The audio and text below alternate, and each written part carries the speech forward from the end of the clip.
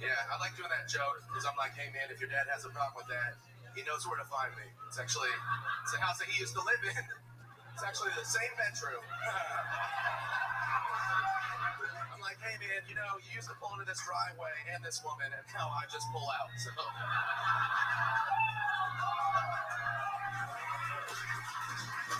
Nick Bees, everybody. Being very mean to this child. he's not mine. Well, I mean, jeez Louise, fuck, is that what decides if you're mean to a baby or not? It's not mine. All right. Nick, welcome to the show. How long have you been on stand-up? 4 years last month. Awesome. All of it here in Austin? No, I'm actually Ant got on yesterday. I'm one of his friends from Virginia. Oh, yeah, you guys took a big caravan from Virginia out here. How many of you came? Three of us. Oh, okay. Not quite the caravan I pictured. It was just 3 dudes, okay? Very cool. How's your trip been so far? It's rad. I've never been to Texas before, so it's pretty chill. I like it. Okay, where have you been? In general, or like? Yeah, I mean, if you've never been to Texas before. I've been to Denver, New York. That's 2. Carolina.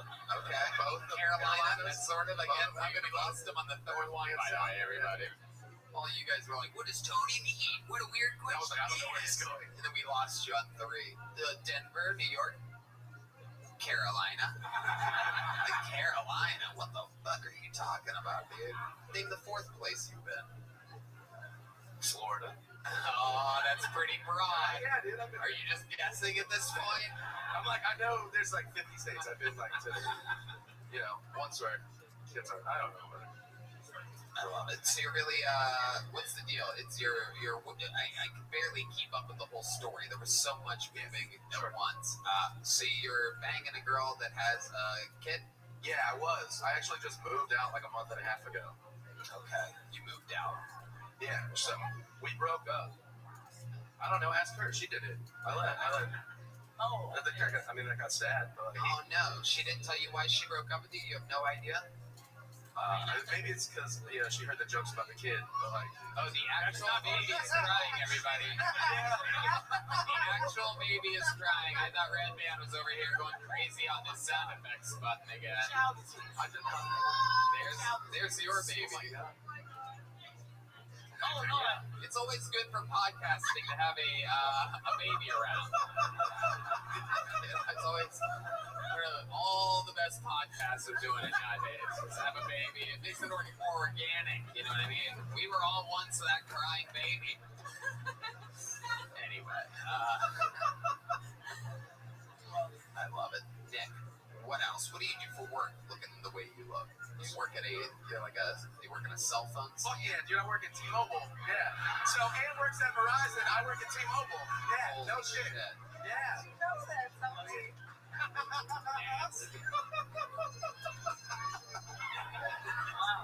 Yeah. Well, They have good benefits. Fuck you. It's dope. I have hand tattoos. Where else can I go? I don't fucking. You're exactly right. I got cell phone vibes from you. I feel like you'd be good at Well, that. yeah. I could. Monkey, what'd you just ask? She said I could be a chef. well, I'm having secret conversations. Yeah, I know.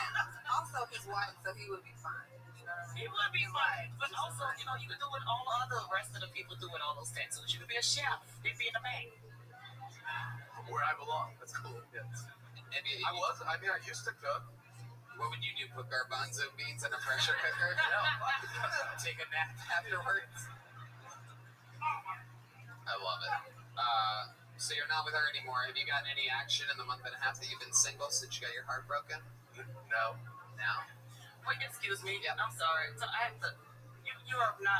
You are attractive ginger. Thank you. I appreciate that. Yes. You loved me last night. I appreciate it. I did. Yeah, we had a moment. No, It no. was upstairs. For real. Yeah, I need to stop drinking this shit. it's okay. Damn. That's not an insult. I'm just saying I need to start remembering shit. But you're a cool guy. I know they got some single bitches in here. Now, where y'all hoes at? Come make this broken heart now. Raise your hand, hoes. I said hoes with your mustache having ass. The fuck? Oh shit! Look at this creep. I love it. Look at this weirder owl, everybody.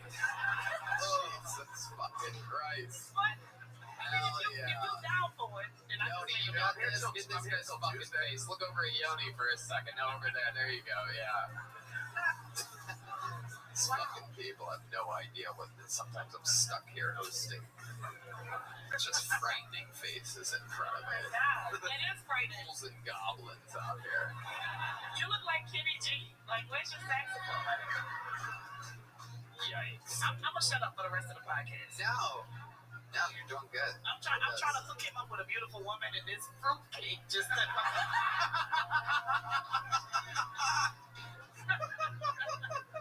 hey, I'm a fruitcake myself, so that's not an insult. So, Nick, I love it. Any other hobbies? What else are you into for fun? You're covered in tattoos. You must be into something cool. Yeah, I mean, I like to draw and stuff. Oh, You can draw. I like to cook and I like to draw. You like to cook and draw? Yeah. Dude, you're gonna be single forever. Yeah, I know, dude.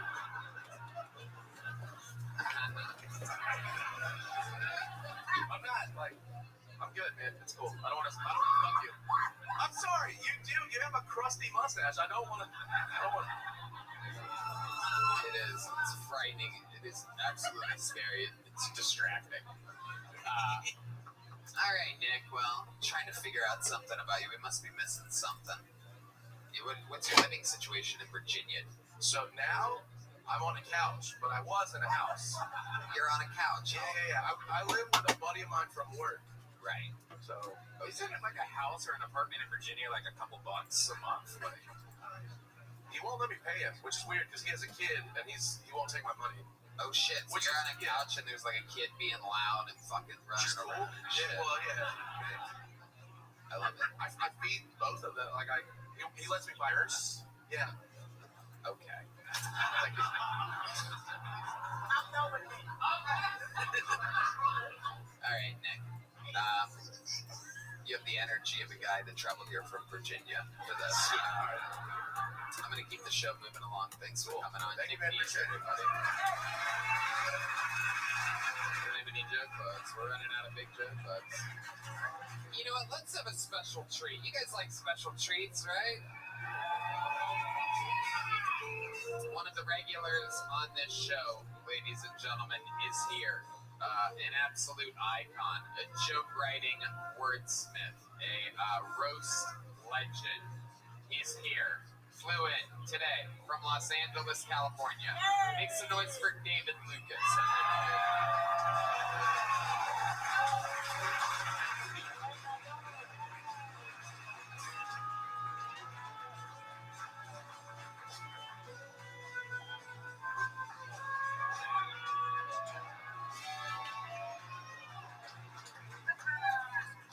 Yeah. Jesse Smollett went to jail and shit. 5 months. And he was in the courthouse talking about I'm not suicidal. He was like, why are you scared to go to jail? You gay.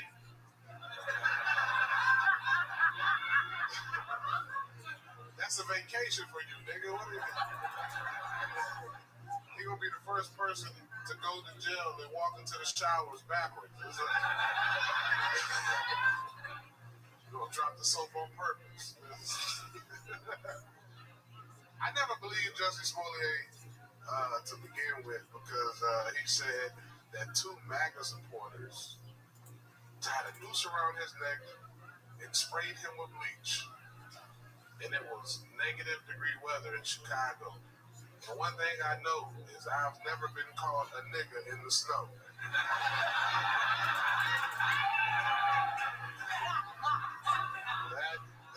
That's one of the best jokes I think I've ever heard. That shit is saved for the heat. You know what I'm saying? Ain't nobody racist in the snow, nigga. That shit don't happen. All right, guys. Thank you. The great David Lucas. Hell yeah. Beautiful. Beautiful. Brand new shit. Hell I yeah. love it. South by Southwest. Hell yeah. Tony was doing a wet t-shirt contest on 6th Street.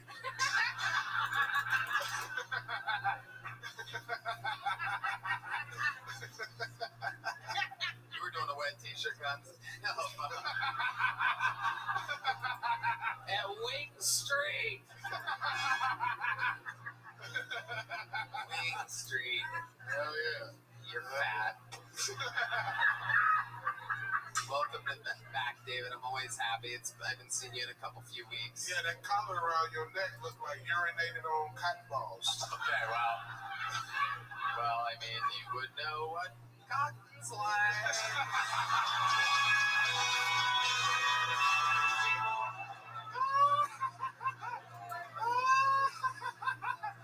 I was born and raised in an all-black neighborhood.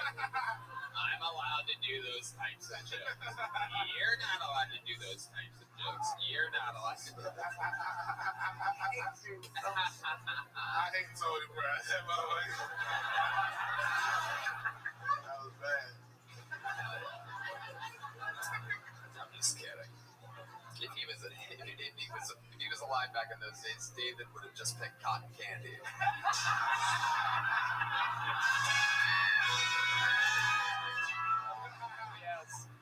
Yes, my If friend. you were alive during those days, you would have been a comfort girl.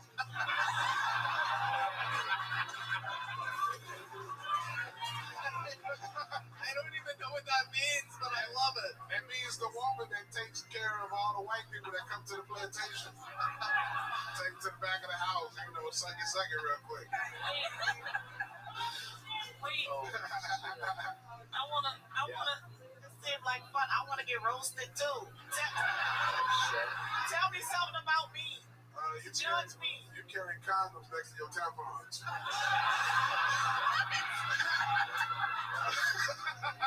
Wait, give me more. You look like the nigga that shot Ricky in Boys in the Hood.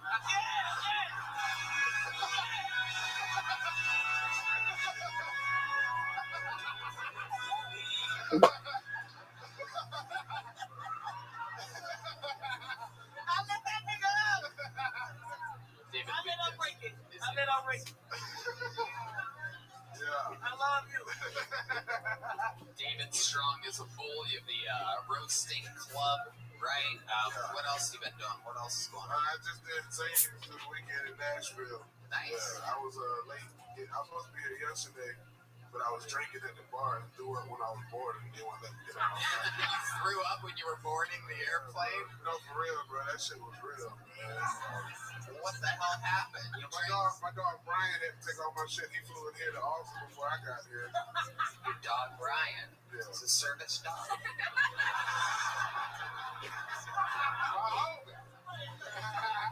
Stupid. Oh, Yeah, shit. bro. I was fucked up yesterday. Okay. So, wait, were you throwing up, like, before they started boarding? During boarding? Like, when exactly? Like, tell us what happened. You know Jelly Roll, the musician? Everybody know Jelly Roll, the musician out of Nashville? Who? Jelly Roll, he's a big time, like, gangster country singer / rapper. Okay. Pretty big. And I was drinking with him all weekend.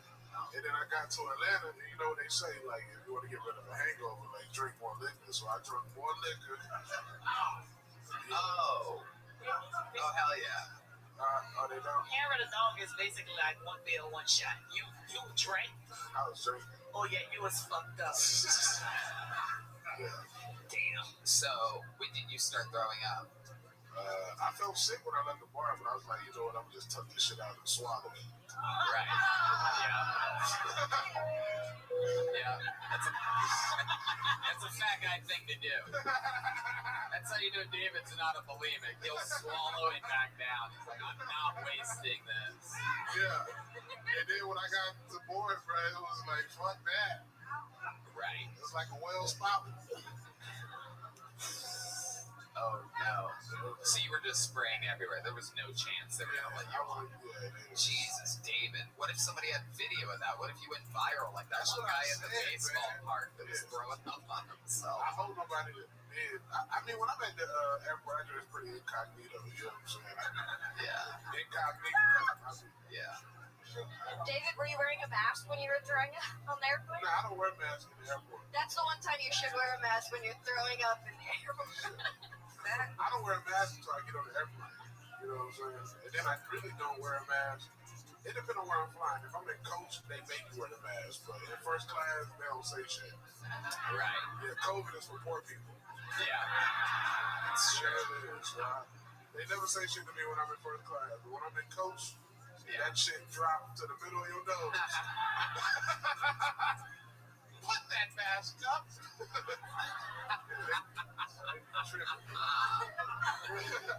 Oh my god, it's so true. In first class, that if you fall asleep and your mask falls down, they just come over. Yeah. They don't say shit, bro. They say zero, dog. I have my mask off on the table. You know what I'm saying? So I will take a straw to my mouth, not to put a mask on. I always look like I'm drinking. You know what I'm saying? Right. But the mask about to be gone, what, mid-April? On the airplanes? On the airplanes, mid-April, I think. Fucking pointless bullshit. These things, yeah. Anyway, David, what else is going on? You excited about anything in the festival this week? I don't really know. I'm just here. Yeah, I guess you're right. You're out there puking in airports in Nashville. I guess you don't really have any plans. Shit, but I'm in San Diego this weekend. I'm at the Laugh Factory Friday for 2 shows, and then sometime San Diego. Yeah, they got a little bullshit ass Laugh Factory. Oh, that's why. Oh, wow. Yeah. And then Not only does he perform at the Laugh Factory, he also performs at the Chocolate Factory.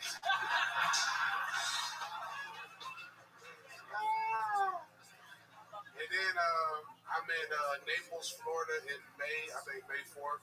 And then May 8th, I'm at Side Splitters in Tampa. Side splitters, that's fitting for you. What you got, ass splitters? Oh, you son of a bitch. How dare you? How dare you? I love it. All right, David. Well, another unbelievably great performance. So much fun. Roast Lord. Great comedian. One of the newest touring headliners, David Lucas. You know what? Let's do another special treat back to back. Let's just go right into it. We have another one. In the history of the show that's traveled all around the world, hundreds and hundreds and hundreds of episodes of this show, there's only been 8 or 9 people ever that have won something called a golden ticket, which means they get to perform anytime they're at that show for eternity. This guy is here. He's from Canada. This is Jared Nathan, everybody.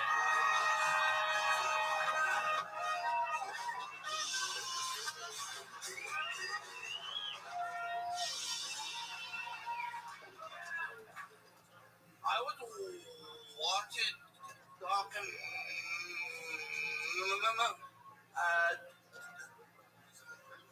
documentary on cannibalism.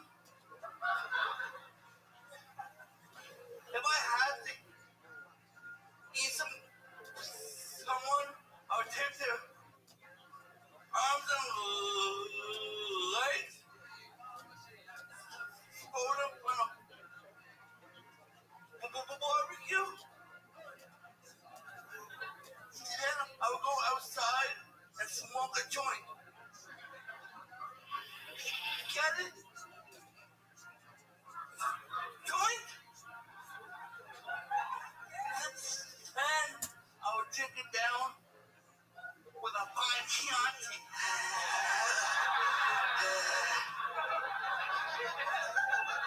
Okay, that's a minute from Jared Nathan. Hell yeah. You got through it. Little hard to understand today.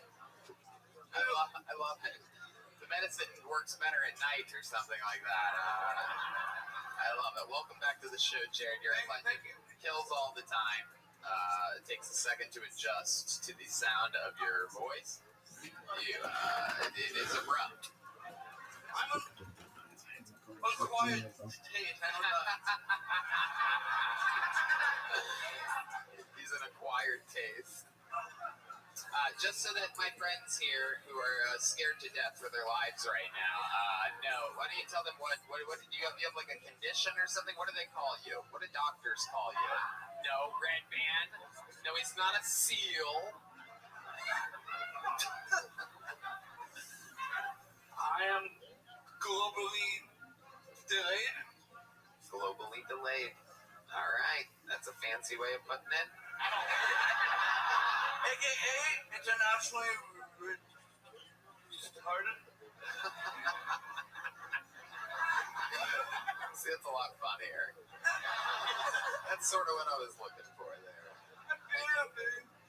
I love it. Dicey, what do you think about this guy? I mean, I think he smokes weed, so we'd be good friends. And I've never fucked a white man, but I consider you. Oh, shit. Oh, shit. Imagine if this is the first white dude. Hell yeah, he's gonna just throw you around the room and shit. Just lift her up, put her up against the wall. I'm gonna... Fuck you.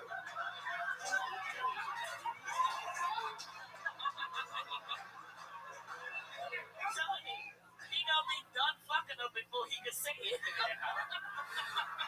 I'm gonna... I can't... Hell yeah. Jared, have you ever been with a black woman before? I have. Whoa!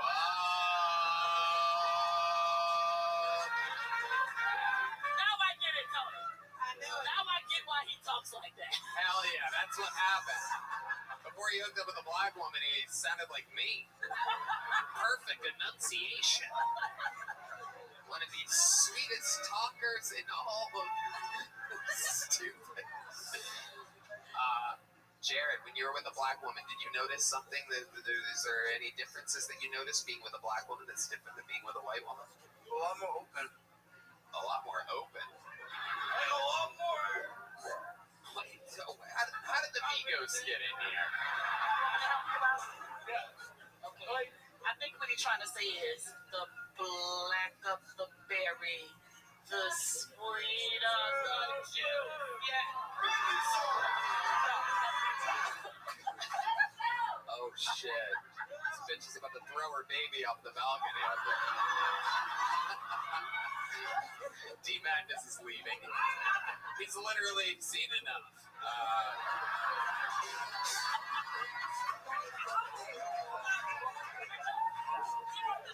I have to keep going. We have to go longer. Jared, if you had a chance at hanging out with Dicey, if she wanted to get romantic with you, right? What would be your first move? Where would you start with a delicious dish like Dicey? Hell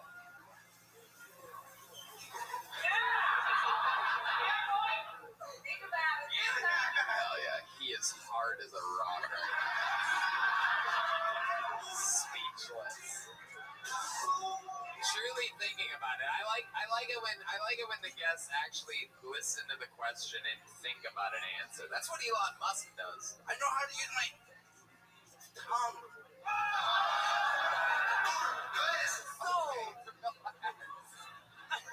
Whipping it through the glass. I'm sorry, Tony. Nigga, no, you don't.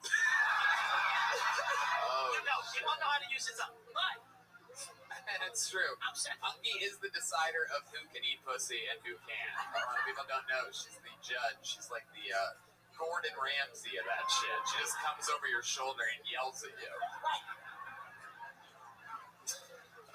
Jared, can you show us maybe a little bit of your pussy eating technique? Perhaps you could face Yoni. Where the fuck's Yoni at? This guy, our camera guy's never anywhere to be found. Here he is in the darkness.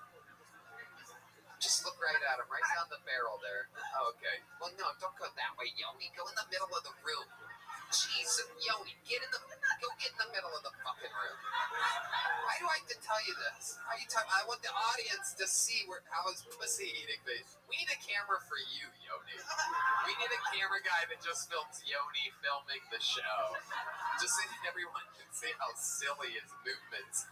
His instincts are just wrong. All right, Jerry. Whoa! Oh shit!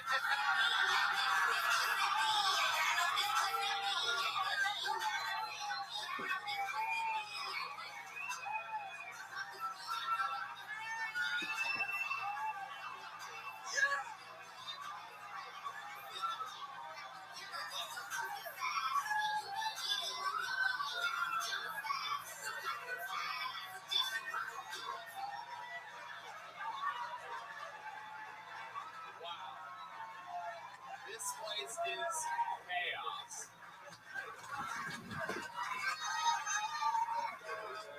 Look at you. The Canadian convoy himself, Jared Nathan, is here.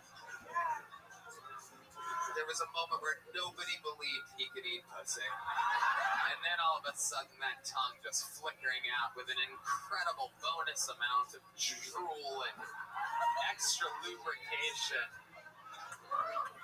That is incredible. Yeah, punky. One thing before you get out, I don't mean to be serious, but yo, you got mad heart. You come out here, you be who the fuck you are, you keep it genuine and organic with yourself. Mad love and respect, straight up. Mad love, baby.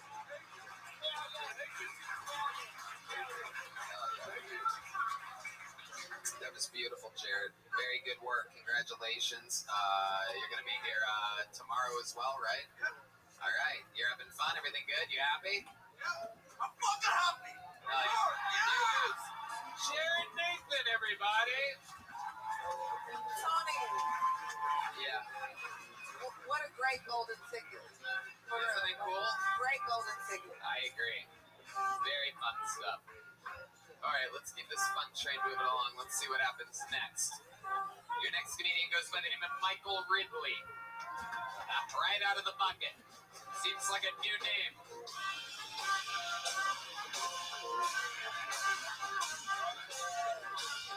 Yo, what's good? I'm Asian, but I'm also half white. I'm a fortune cracker. So half of my family talks like this, and the other half talks like that. I'm a Filipino Southern Asian from Virginia. I'm 3 of 3. What's good? What's good, Austin?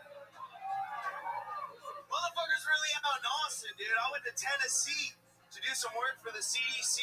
They didn't even have vaccinations out there. I just stood in the line and coughed in people's mouths.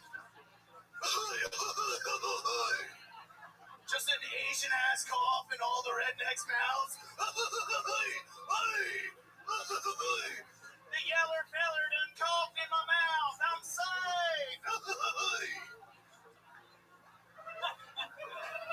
They don't even have vaccination cards out there. You just go down to the Office Depot, get you some card stock, and go down to the library. We just print them out. Scribble something on there. Joe Biden don't need to know about that. Woo. What's up? There you go, Michael Ridley. What's Comedian good? of stand-up comedy. Hell yeah. Welcome to the show, Michael. Yeah, dude. What's up? How are you? This is your first time on here, right? Yeah. Awesome. How long you been doing stand-up? 8 years, baby. Wow. Yeah. Dude, where at? Virginia Beach, Newport News. Fucking Another one from Norfolk. Virginia. Did you come with the crew as well? Yeah, I did. You're the third person? Yeah. Wow. That's I'm- incredible. Yeah. Hell yeah. So you're friends with the redheaded guy with the tattoos? Yeah, kind of. Whoa, shit. Probably not anymore. Wow. You guys, Love you, Nick. you guys have some drama on the No, we're fine. We're homies, man. He helped me out. Okay. He's the reason why I got here. Very cool. He posted a video of me at a local club, and one of my homies saw it, and they sponsored my trip and flew me out here, dude. So if it wasn't for Nick Dees, I wouldn't be right here right now. So I love that dude, yo. That's great. I love Yeah. it. It's like you're accepting an Academy Award or something. Your name got pulled out of a bucket. So 8 years, all in Virginia Beach. What keeps you there? What do you do for work? I'm a purchaser for a body shop, so I buy the parts and shit. I'm a parts manager. It's a nightmare. Yeah. It's a logistical nightmare. Yeah. Okay. How did you get into that? I was doing oil changes and getting tired of that, and I just hopped around from auto shop to auto shop.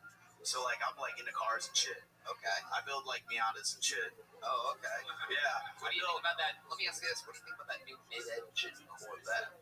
They're fucking gnarly as fuck, and I saw somebody actually drop one on a lift at one of my jobs. It was on the lift and it fell. It's really shitty. When you look underneath, you can't put it on a lift. It's weird. Where it looks like you could raise it, it doesn't. So I totally understand why somebody could totally fuck one up. How far did it it drop? like sideways, and the posts like go through the quarter, and it was all fucked up, like just dangling like this. Oh, no. And those are old boomer white dudes. Like, man, you fucked up my goddamn Corvette in the new C8, dude. Right. Yeah, you don't want to piss that dude off. He has You like, definitely don't want to piss that guy off. So, what kind of car do you drive? I drive a Tacoma X-Runner because I'm Filipino. That's like, it's like the I thought you'd have like a Hyundai or something. no, fuck Korea. Whoa. And you're Filipino, you said? Yeah, I'm a jungle Asian. I'm seen as lesser. Wow. Hans looks down to me. Hell yeah. You're Asian, you can say that. The last time I saw someone do such an insulting impression of Asians on this stage, it was me. You came out here guns a-blazing, fucking. Phrasing. Absolutely. What do you love about being Filipino?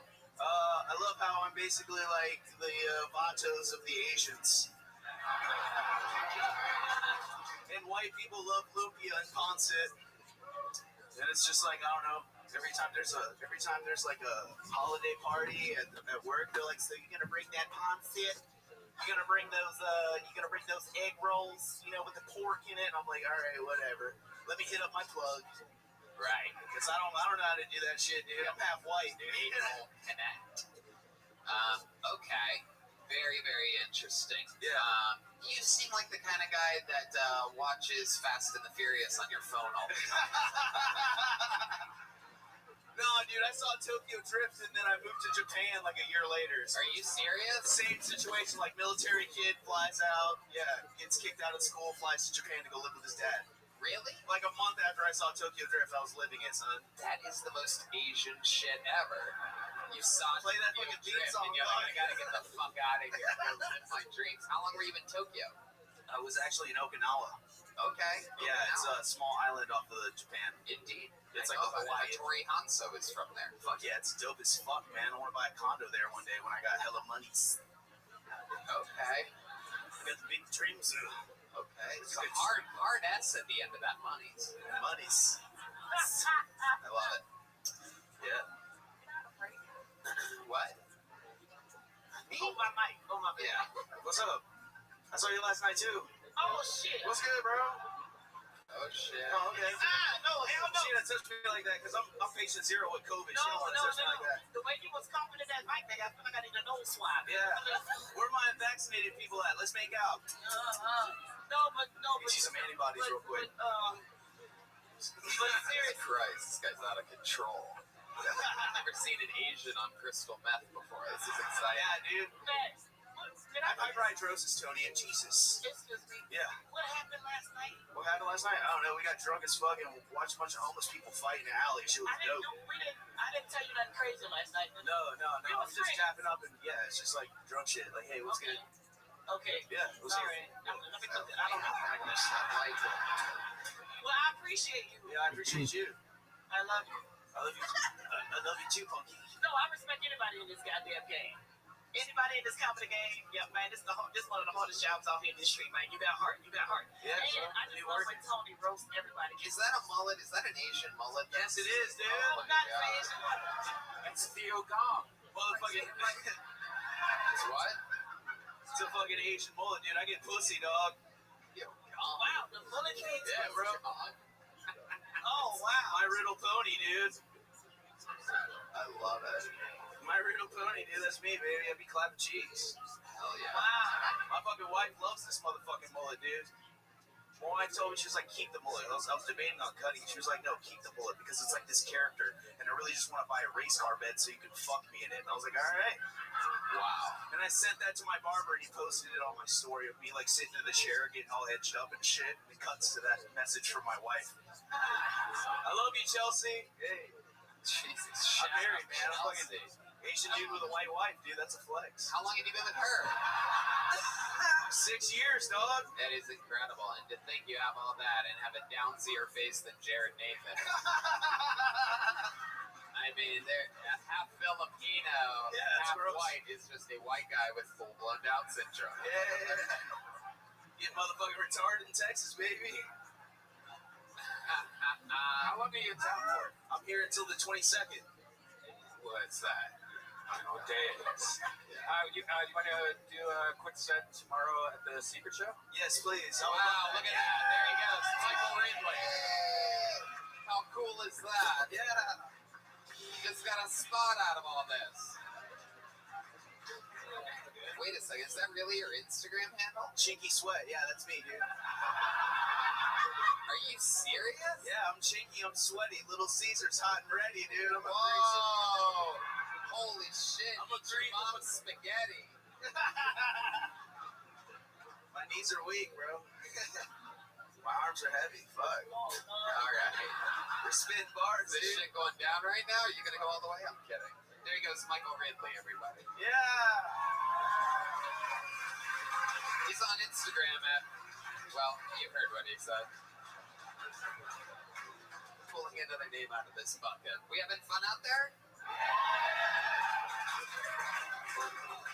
Make some noise for Rodney Smith. Here we go, Rodney Smith.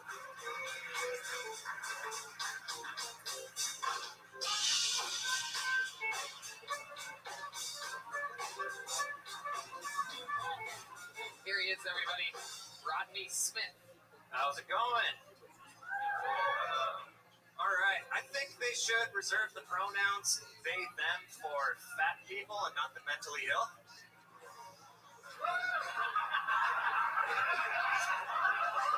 It's only going to get worse, okay? So if you don't like that one. Lizzo is a queen. Burger Queen.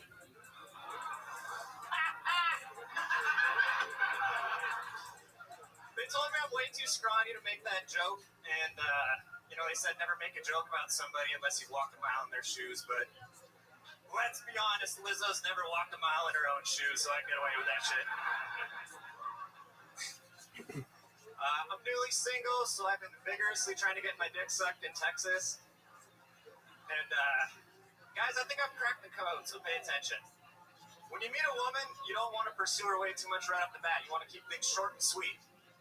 The key is do not be short and sweet. All right, thank you. All right, Rodney Smith. Coming in, guns a-blazing, book in hand, pen on the book. Now you sit your book down. Yes, sir. I don't need it. You don't use that book for interviews at all. No. How's it going, Rodney? I'm good, man. I'm kind of nervous. It's weird. I don't really get nervous, but Makes sense. It's a really, really big deal to be on this show. yeah, no, You didn't know it was going to happen, but there was a chance it was going to happen, and now it's happening, and anything can happen. And you're in that moment right now. But if you think about it too much, it'll freak you out, so don't think about it. Anyway, how long have you been on stand-up? I just started about 2 weeks ago taking it seriously. Wow, that's great. Congratulations. Welcome. Very cool. What made you want to start this? I've been making memes and doing music and stuff like that, so I just kind of, I was tired of being a meme lord and getting called a pussy online, so. Right.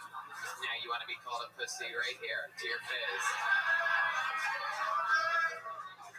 Hell yeah. There's a lot of bullies here tonight.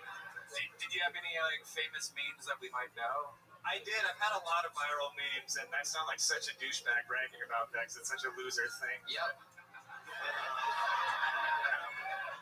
I made the one, maybe you saw it was Joe Biden's face, and it said, me at the grocery store, I don't need to write this down, and it had Joe Biden's face, and it went super viral, like a lot of famous people reposted it. Like who? It's your meme, you know exactly what famous. Donald Trump Jr. reposted it. He actually follows me. Wow. Oh, come on. This is Texas. Grow some balls. I mean, Don't fuck this place up, too, all right? Shut up. After he did that, did you go to your doctor and have plastic surgery to look like him?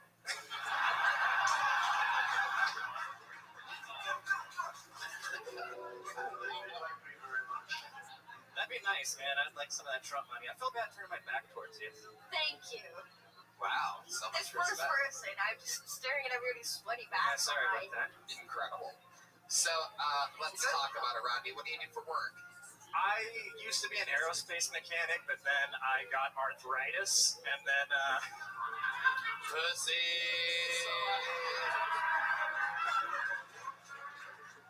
so now I work in finance. So I read a bunch of finance books, and I applied, and How the fuck did you get arthritis? What's up? I just like my immune system just went whack, and I just started getting like stiff joints and shit. And it was Stiff joints and shit. yeah. So now I'm good though. What happened? What changed? They put me on some medicine initially, and luckily I'm young enough to where so when old people get arthritis, they're all old and fucked up with their immune system. Yeah. So if you catch it when you're young enough and you kind of kick it in the ass, you can kind of wow. How old are you? I'm 32. 32. Yeah. Okay. What is this? Oh, you're just playing the streets of Philadelphia. Because Redman thinks that arthritis and AIDS are the same thing. Everybody, you're wondering what's happening here. It's because Redman is uneducated. In unbelievable ways.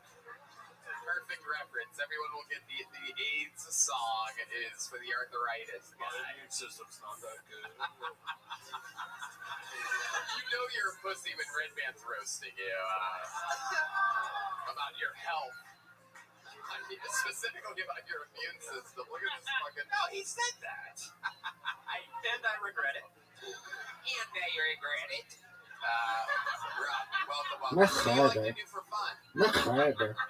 I'm kind of on my hardo shit right now. What's that? What is that? Where I listen to like Joe Rogan tell me to work out every morning and walk over videos of him kicking bags and shit like that. Hell yeah. So what do? You work out sometimes? Yeah, I started. I know I'm scrawny, but so I've been working out, just trying to get healthy again.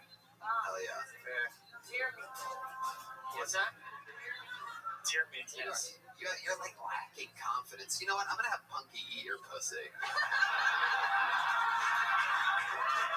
We're gonna make you a man today. I mean, Tony, it's gonna cost. It's not free. She's going to eat your pussy so hard that a dick is gonna appear after it's all over. She's going to suck you inside out to fucking make a man out of you, dude.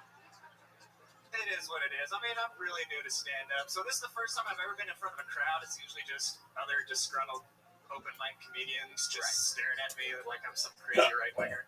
Right, So- now there's just a bunch of normal audience members thinking you're a crazy right-winger. Can I ask him a question? Yeah, where were you on January 3rd? Go ahead. No, go ahead. Ask your question. Yeah, that's what I was gonna say. What do you have? So you come out here talk about big black women, and then you talk about Donald Trump. Yeah. Like, so you don't like what? How am I supposed to feel about you? What's that? Where does that leave me? Don't make us come up there and give you Where a does that leave? motherfucking Like, Oreo sandwich. what do you have against big black women? I got nothing against big black women, but the joke's a joke. Oh, no, this nigga don't get canceled before he even happens. He's crazy. All right, President Trump, get out of here. He's trying to call in. The joke's a joke. Yeah, I know. This guy's a fucking piece of shit. So Rodney, what else? Tell us something cool about you. We've learned that you have a weak immune system, that you're a huge pussy, the arthritis. Give us a redeeming quality. Like, there must be something cool in some way that you do, something. I can rap. Get the fuck out of here. We are doing this. You know, when Michael Gonzalez comes back from consciousness, you're going to have to tell him what beat you on, because we absolutely... Can you rap to the streets of Philadelphia? I'd rather not. Am I going to get a drum beat, or is that all right? Okay, yeah, get it out of here. I can just get like a... Matt's insisting that it's... We do have it looped. Redman has looped it, so technically if you have any rap skills, you can rap to this. Alright, fuck it. Just about the point where you can't deny it. Might not let my face, but you still be violent. And you don't gotta let me now, why is the trying? Yeah, I'm already paid, just a passion project. Never really got in trouble growing up, even though WoW was the worst one. But now I'm on the internet blowing up, and bitches really love me like blowing blunts. I like it though when she ain't hard to get, cause I'ma be hard to reach after I hit. And I ain't really shit, yeah, it's not a secret. And I don't like to brag, just for modest reasons. And I can make slaps with sticks and pans. and I can push a coupe in the rain in Japan, and I can make your boo say, ooh, goddamn, and make her split in mine like she got a man. If she cheat on him, then she cheat on All you. right, stop. That beat sucked ass, dude. No, that beat was fucking terrible. I think You gotta you give did me good. something I better. think you did good. That was great. Are they clapping I that think shit? you did a lot better than I thought you were going to do. Are y'all clapping for that shit? That wasn't rap. That was fucking country music. Are you fucking serious? Come on, you're not gonna give me anything for that beat? For the shit that I got accused of being... You could have at least fucking rhymed gingivitis with arthritis or something like that. We wanted to hear something true to you. That was. Yeah, man, a joke's a joke, a beat's a beat.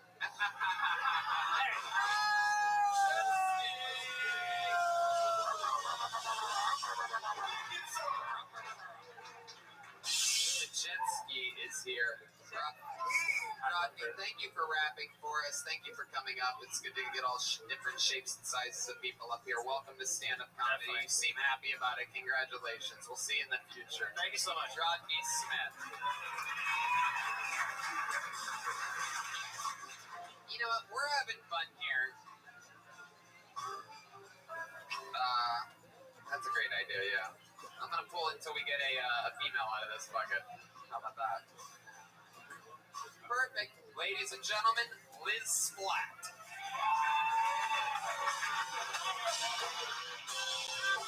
You know her. She's been crushing. She's been on the show before. This is a force. Hey, what the fuck is up, fellas? Have you guys ever had dick so good you start saving up for the abortion? Sometimes people in Texas don't like it when I do that joke. And I'm always like, man, I'm sorry, I'm going to keep doing these jokes because I'm killing it. You know what I'm saying? If anything, Cowboy Hat, that's a Second Amendment joke. You know, and sometimes after those two stellar fucking jokes, people still don't like it. And I'm like, man, what are you guys, babies?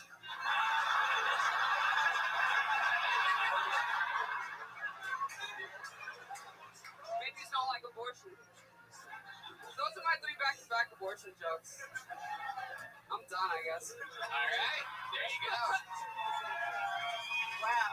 Okay, you had a few seconds left in your set, but you know it's good to end things early sometimes. And She was done after the first one. That was Beautiful. you almost brought the whole set to term. I would never bring anything to term. Liz Splat, you are a fucking force to be reckoned with. You come up here every time just smashing, commanding the audience, complete different fucking confidence and swagger than that lanky vitamin D deficient moron. I hated that guy. So unlikable. By the way, he was a great rapper, but he's so unlikable, nobody gave I a think fuck. it's kind of a Like, stretch. literally nobody wanted to be like, yeah.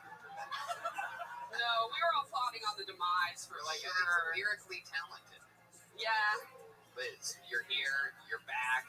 How's life been since the last time I saw you? Dude, life has been trill as heck. The first one that I was on, it got me like a shit ton of followers. And then I got so famous, I reached peak fame. Somebody made one of those fake Instagram accounts of me. Oh, shit. Yeah, and they had like a porn link for it. Oh, hell yeah. I was like, what the fuck? I wonder if it's just like, you know, like Molly in a wig, you know? But they put her boobs on her ass. Right. What's You the, know? What's the, Even D Madness got them. Yeah. I'm with you. Liz Splat's the real deal. Liz hooks up with all the black men that Punky doesn't look at twice. What's up? Yeah, that's the economy, dude. That's it. Call that She the old, spits them out. They spit in my mouth, you know? the old trickle down I'm economy. so sorry. I didn't mean to. Liz is like a real, yeah. Liz is like a real one. What? A real one? Wait, what are you saying? I don't want secrets. Humpy has this weird podcast. Wait, I want to Trip know. where she talks to you without a microphone. Literally, I mean, why don't we just bring two babies to the show next time? Right? What is going on here? What do we have a little daycare? I want to know. Kill Tony. I'm just confused. Who's spitting in your mouth? No one's spitting in my mouth. I was trying to do a thing and it didn't go well, and it was just like awkward afterwards. Oh, You know, my dad watches this. I regret it every time. Every time I talk about fucking black guys, they don't know what I do at night. You know?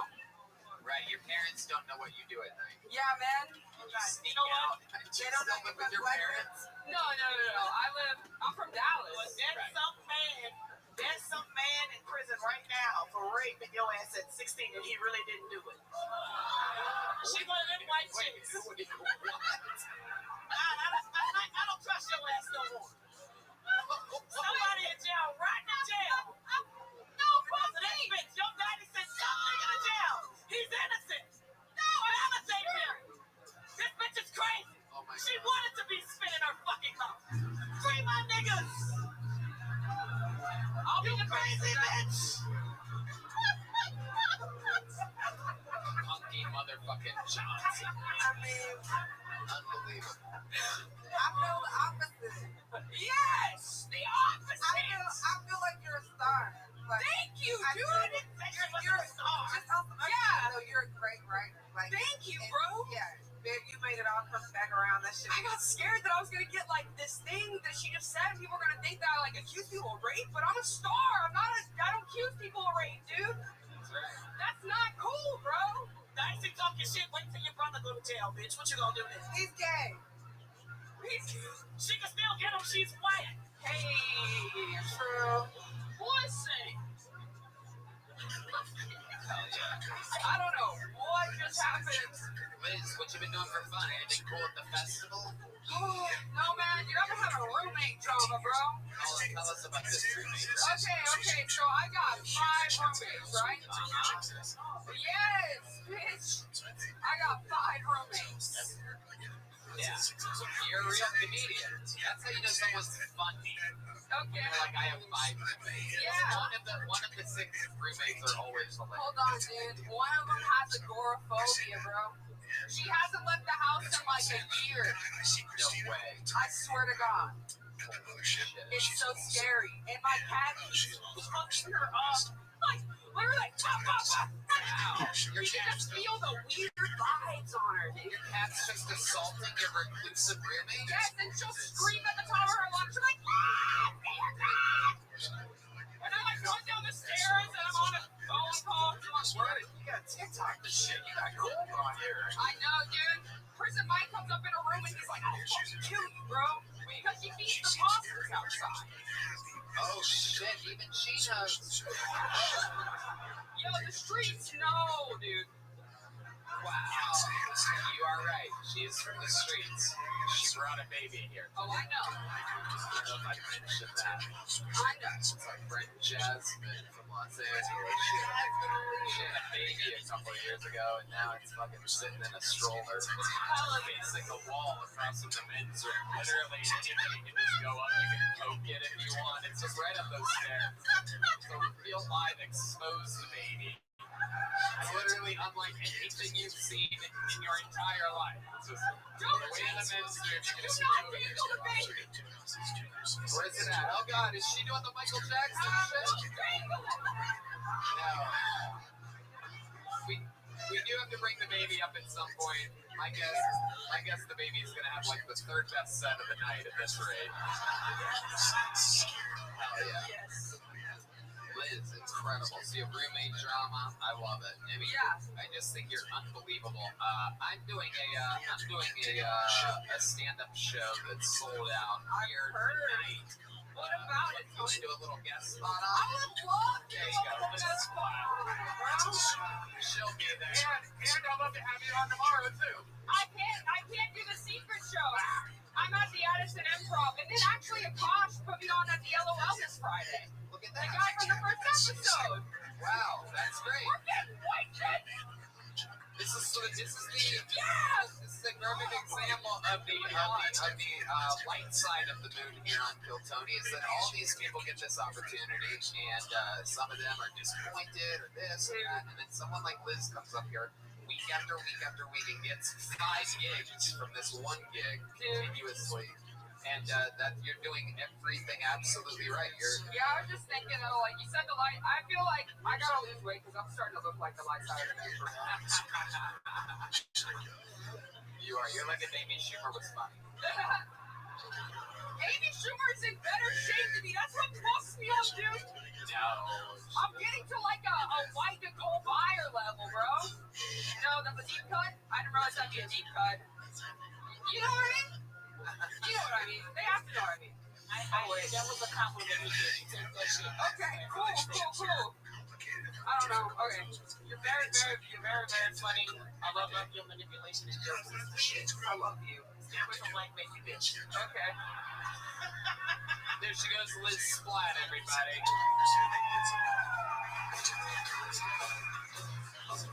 Honey got mad at her. Liz Splat. Alright.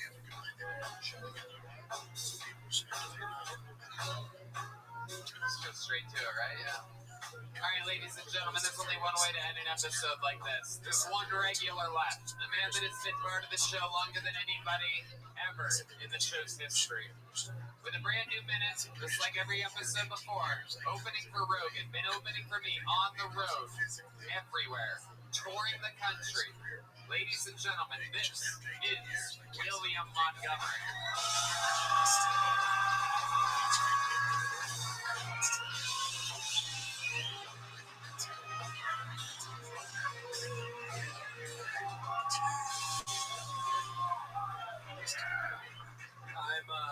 I'm Asian, but I'm also half white.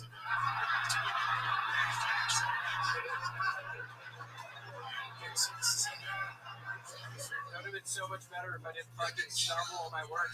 Who is running the fucking air conditioner here? Seriously, it's fucking freezing in here. Where is that fucking guy?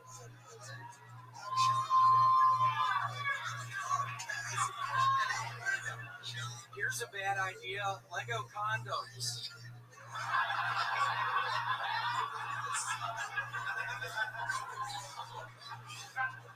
Comedian Pete Davidson is blasting off to space this week and is the only non-paying member of the crew.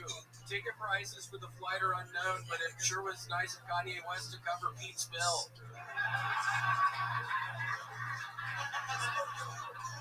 More like sin good. I thought that last one was going to go so much better. William Montgomery, ladies and gentlemen, with a brand new book. It's so nice to be here. I had a real busy morning. Yeah, tell us about your busy morning. Well, every year when South by Southwest comes around, I will hit the streets. I used to fly here once a year for the festival. I go in the alleyways, I look for homeless people, and then I fucking knife them. I have killed 3 fucking homeless people since last night. Wow. Holy shit. Why would you fucking do that, you dumbass? Why would you do that, Red? That's awesome, man. I'm congratulating you. Stupid fucking noise you just chose. So when you're stabbing these innocent homeless people, William, do you do you approach them when they're sleeping, or do you like having an awake victim? I like it. I catch the ones that are drunk. I will follow them around. I will end up hitting them in the head with something. Usually, what do you hit them in the head with? Because I can't really picture you carrying anything with you, like a hammer. I have like a nightstick I carry around. Oh, okay. People actually have written about me. I am the nightstick. I have murdered probably 30 fucking homeless people. I swear to God, I can't fucking get enough of it. It is such a fucking rush in those alleyways. How does it make you feel? God, it makes me fucking feel so alive when I'm hearing the shrieks of these homeless people. I hit him in the head with the fucking nightstick. I start choking him with both of my hands. They're like, what are you doing? I start choking harder. It's a whole ordeal. Do you ever let any of them go? Do any of them ever beg for their lives and convince you? None have ever escaped. And I'm actually starting to think this was a horrible fucking mistake to talk about this. Literally, they do know somebody is the nightstick. I don't know why the fuck I would have just called myself out right there. I am the fucking nightstick.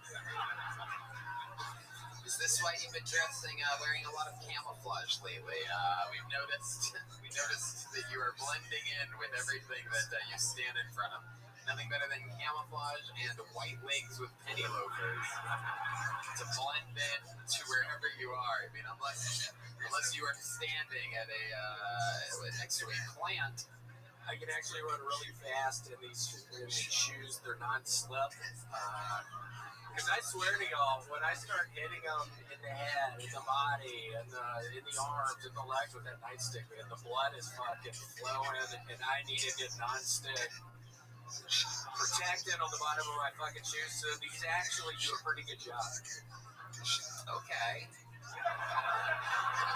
It was such a mistake, me bringing up me tonight. Dicey, what do you think about this guy? I think he's so much more enjoyable than the other ginger with the He's a better rapper, too. Yeah, who was that dumbass? No, I'm kidding. I thought you did really good. I'm kidding. I only said that because I think he's going to shoot me behind the fucking building after this. I got real weird vibes from that guy. Wow.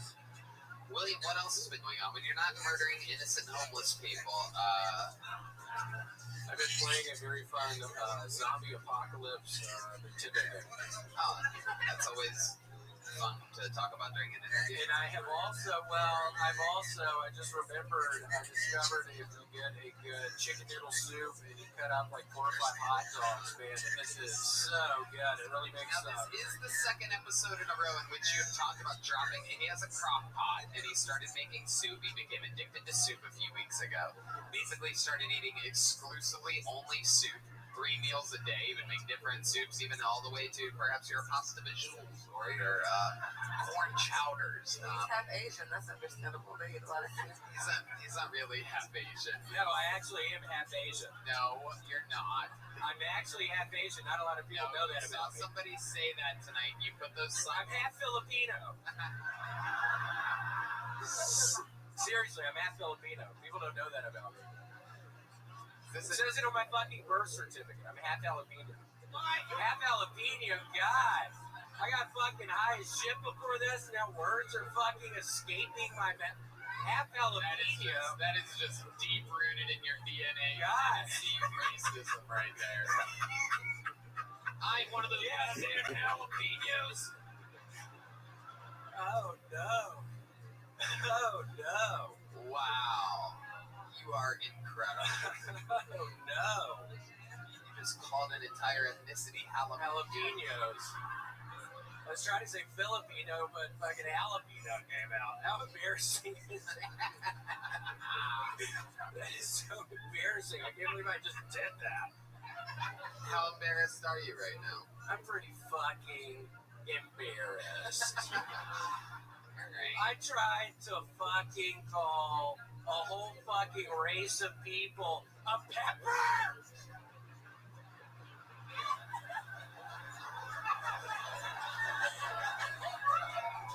A whole fucking race of people. A jalapeno pepper! You don't mess up like that! Quit fucking doing that. It really is embarrassing. I'm not fucking around. It really is embarrassing. Quit fucking doing that. Tony, Yes, hunky. can we get security? This is dangerous. They're not even a race of me. But you know what? I'm gonna go there. Hold on a I second. get Tiger King vibes from you. That's what I get. Tiger King, who should be like on the ski slopes or some shit, you know? What is Tiger King? I have heard people talk about Punky, I'm kidding. I know exactly what Tiger King is. He's actually a big inspiration. I love that guy. Well, when did you? Where is that guy? There's another jalapeno that you like. Where is that guy? All right. William, I noticed that you've been holding the microphone extra gently with your fingertips as of late. You just had both hands on it a second ago. Is that a Yeah, I way do that there? sometimes. Did you do that a lot where you hold the microphone like a piccolo? It doesn't look like that. It doesn't look like that. Like, There's no way it looks like that. yeah, It it doesn't does. look like that. Yeah, huh? It doesn't look like that. Yeah, it does. For sure. I don't think it looks like that. Yeah. Punky's pulling up people playing the piccolo right now, and she's going to show you pictures. I don't think it fucking looks like that. William looks like the fried piper.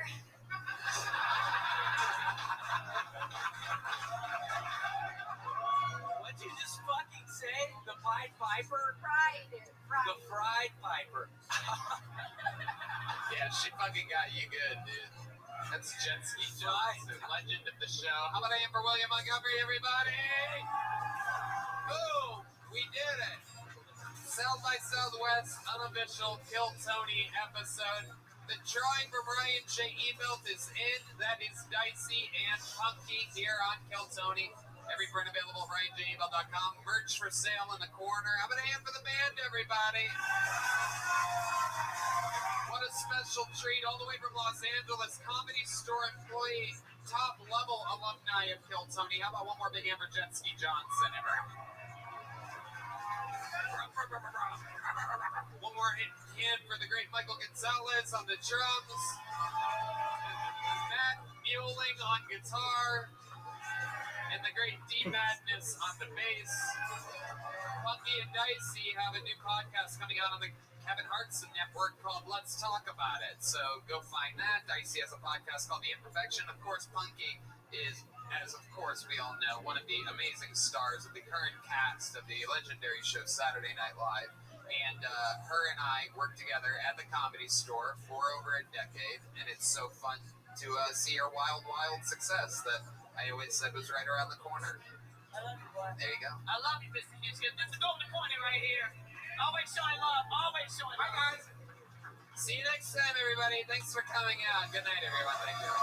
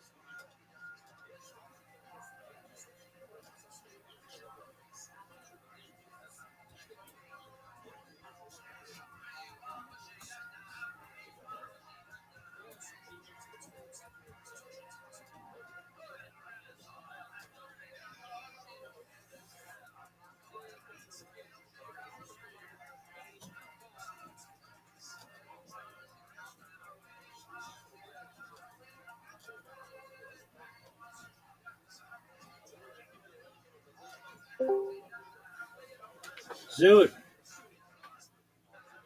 did you have your date? No, she was working. Wait, what? She got called into work. And she couldn't say no, I'm not working?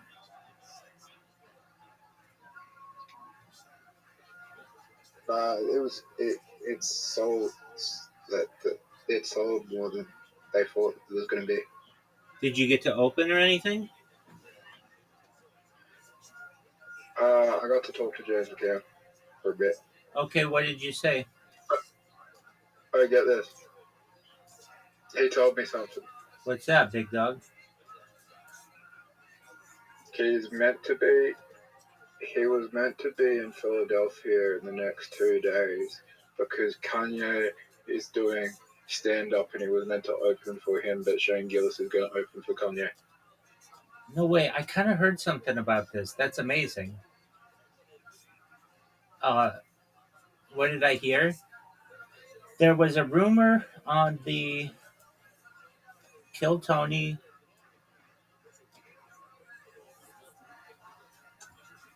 Reddit that Kanye West was going to be on Kill Tony with Shane Gillis, which would like break the internet and introduce a lot of people to Kill Tony who don't know what it is. But then I didn't know if that was serious or not. That's amazing. That is some deep insight. So that should happen in the next couple of days, and then it's going to blow up.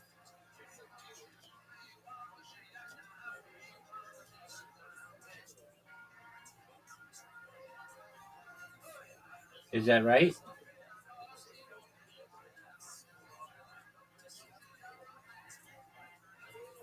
Yo, dog, is that right? Yep. All right. Are you heartbroken? Got what?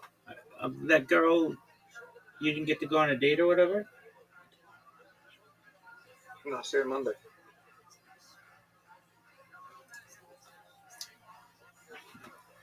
So you're not going to go on a date with her now? Take it slow. You're taking it. I mean, didn't you say that you were going to go out to dinner beforehand? No. So, I mean, doesn't she like to go to that place across the street or whatever? Yeah. But you never asked her to dinner?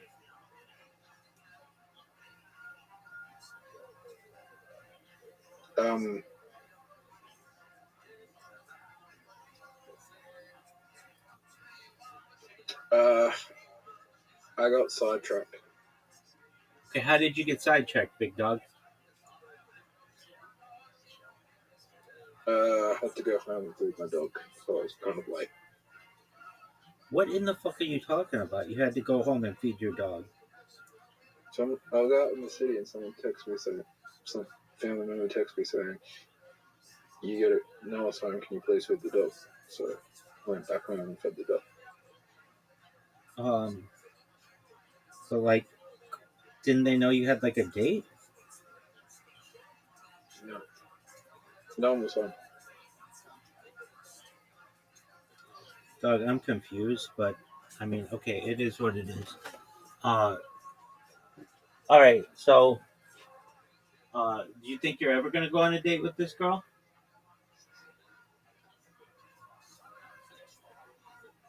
Yeah. All right, give me odds. 0 to 100. What are the odds that you go out to dinner with this girl? I'm waiting. Okay, for what are you waiting, pimp?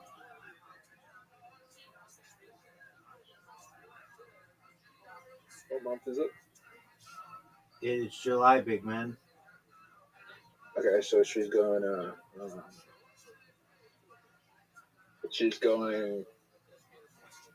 the other side of the country on September and October. So I'm waiting for it after that. Dog, you're gonna wait that long for this girl? Yep. Why wait so long?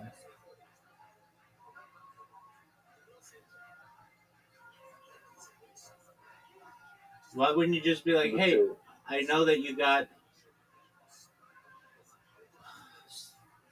called into work or whatever, but, I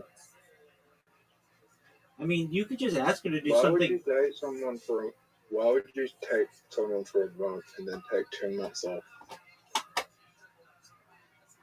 off? Because you like the person and she likes you, and you could just be like, hey, I just want you to know that I think you're really cool, and I want to know if you want to go on a date. We have a good time or whatever. Yep. We'll go on Does she like another. me? If not, we'll just be friends.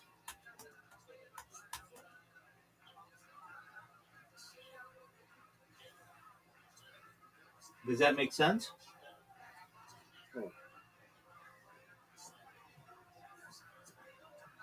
Does that make sense? Yeah. All right. Oh, by the way. What's up, Sue? So it was split for 2 shows, and he had Darcy on. Darcy did okay the first show, and the second show he absolutely fucking bombed. Oh, no way. So Like, I'm talking like James Caan got on after him and said that was one of the worst performances he's ever seen. Oh, it was really that bad? So James Caan just kept on shining the light on him. He's like, Darcy, get off the stage. And Darcy was like, I'm having too much fun, even though it was bombing. And then, like, he bombed so bad, but the girl still came up to him after. He bombed so bad that the girl still came up to him after? Oh, is he a good-looking dude? I'm not gay. I don't know. You don't have to be gay to say that a dude is good-looking.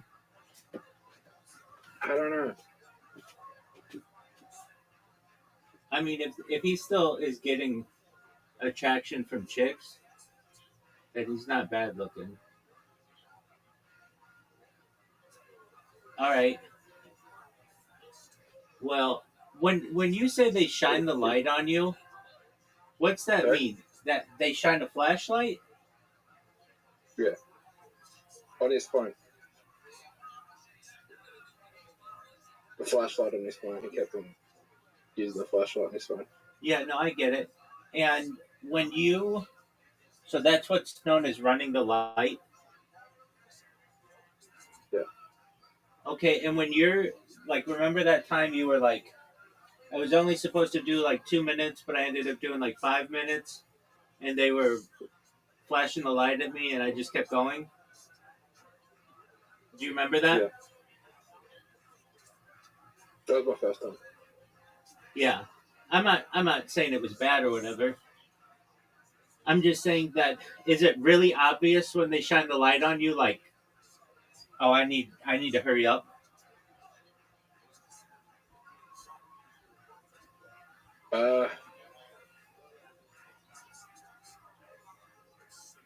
Yeah, sometimes you can't see the light. Yeah, that's what I was wondering. Like, what if they, like, maybe is it like not bright or something? I mean, you could be either looking down for whatever reason, like you drop something and you look down, you won't see it, or you could be talking to a crowd, someone in the crowd, and they could be like on the other side of the room and you might not see it. Oh, okay. Just one moment. I want to keep asking you about that. Just one moment. Sorry? Just one moment. I have more questions. Just one moment.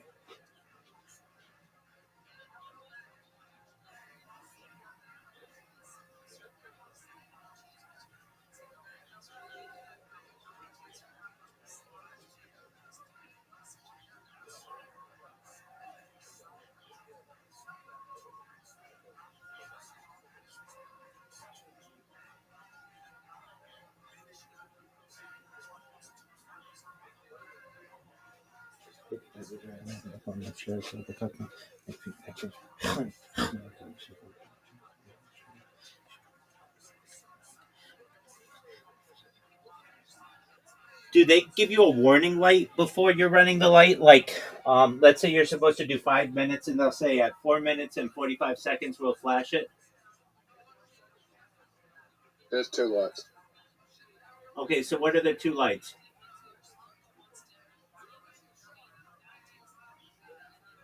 It's red, flashes once, and then it flashes twice on the second time.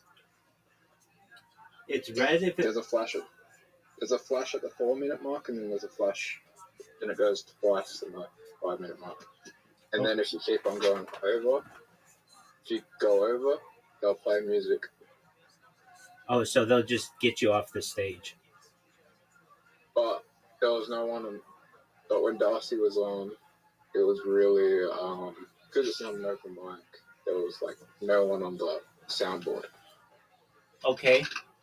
Do you ever get to pick what song you go up to? Yeah. What do you go up to? I don't pick anything.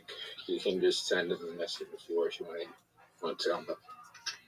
Okay, if you did pick something, what would you choose?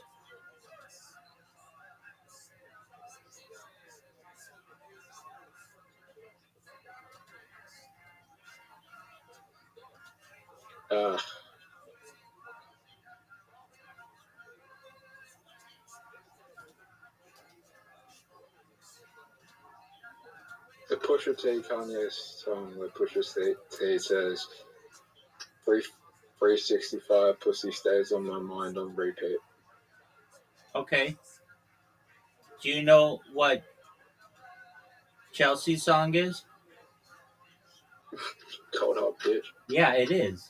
And in the future, when she watches this, that bitch knows I gave her her theme song.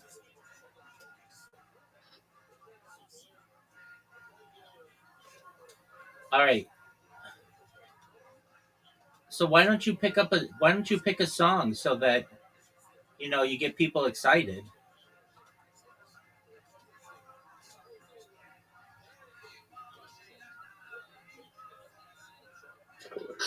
I don't know. Sorry I didn't tell James McCann about you. We really rushed.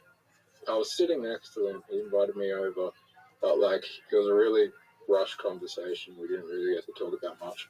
You're good, but you should tell him, hey, I know this rabbi in Los Angeles who introduced me to you, which is interesting because we're both from Adelaide, but he saw you on Kill Tony and knew of your association with Shane Gillis when Shane came to Australia, and he told me, you've got to watch this guy. He's from where you are. And I was like, oh, okay.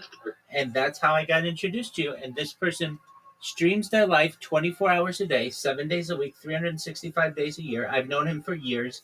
He's always online. He's always streaming. And his entire knowledge of you is all on camera. And he's watched every Kill Tony. He always is watching Kill Tony. And when he blows up, you're going to be one of the biggest comics in the world.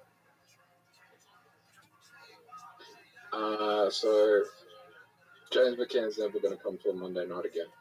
Why not? Because of the popcorn incident. Are you serious? He basically said, fuck the... He got on stage tonight and said, fuck the popcorn. Fuck the Monday open mics. It was all over popcorn. Fuck that guy. Zoo, what did I tell you? I said the same thing. That guy doesn't know who he is fucking with. And what did I say? I said, I would have not said anything. I would have just been like, hey, it's $4 or whatever. I'm going to eat it because this guy is a big, he's a big stand-up comedian. And That guy's stupid, frankly. Don't you think he's stupid? Over something that's so cheap, popcorn is literally like one of the cheapest foods that you can find. Well, they should have asked one of the bartenders to go up to James McCann and tell him. Because like, if he just asked one of the bartenders, because he's friends with the bartenders, he would have just paid the $4. They'd be like, "Fuck, it's $4." Yeah, I mean, I will. Do you know what a rider is? What?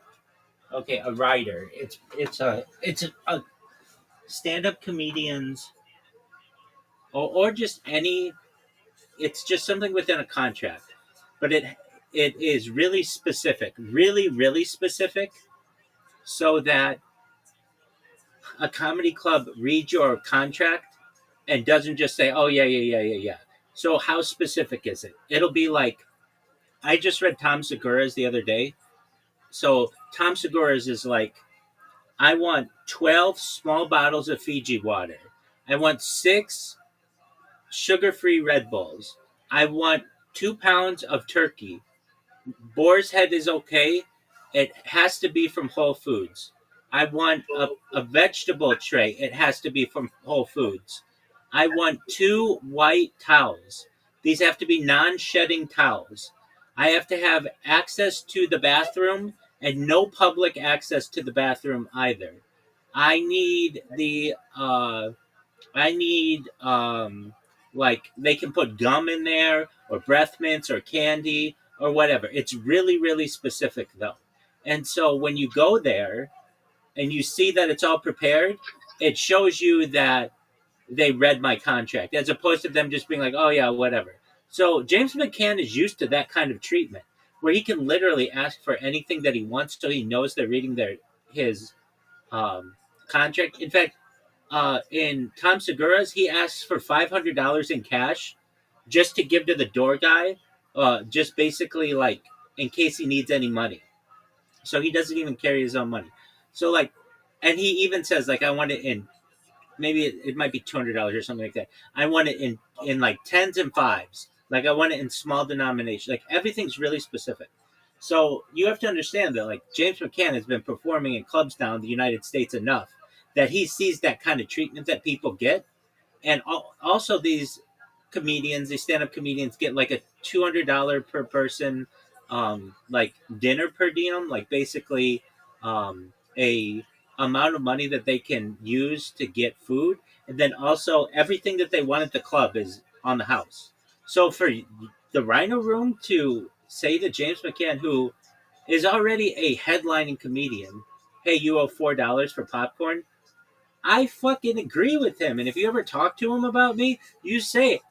Rabbi Rothschild absolutely agrees with you. He knows how big you are, and this club is a fucking joke to be calling you on that. That's fucking stupid. If anything, you would say, It's the only. if anything, It's probably the only comedian in Adelaide right now that could sell out. exactly. Like, Exactly. And so for them over $4, especially when it's not like to make popcorn like that, it costs $4. That's like 1 cupful of popcorn, which is like 20 cents.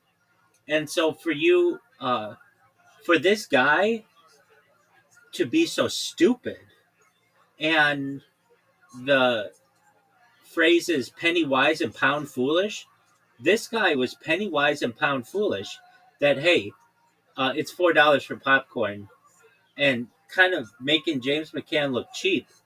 What he should have said is, "James, I just want to make you aware that the popcorn is, I've got you covered, but I just want to make you aware in case other comedians see, we just don't give away popcorn here.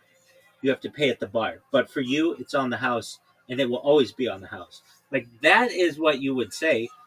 Also, with comedy clubs generally, all your drinks are on the house, and any kind of food, any tab that you have, generally, if you're a performer, the club is going to pick up because they want you to return. So for this guy to make an incident out of popcorn is absolutely ridiculous. And James McCann, I think, is in the right. That especially when it's a big machine like that, that's ridiculous.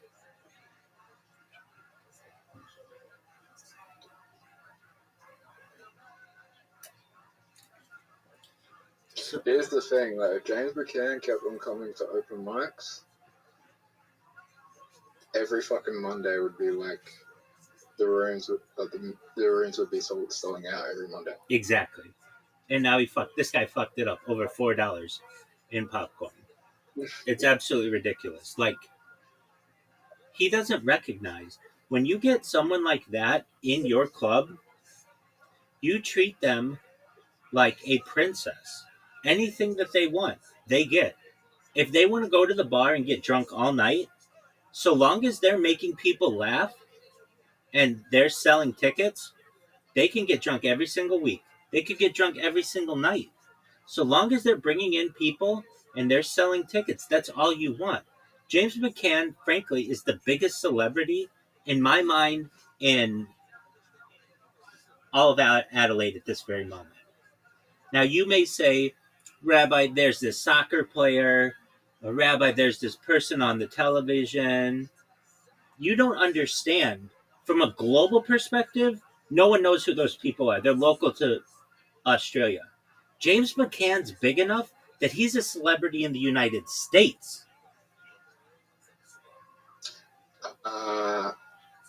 Saya would be the biggest person from Adelaide.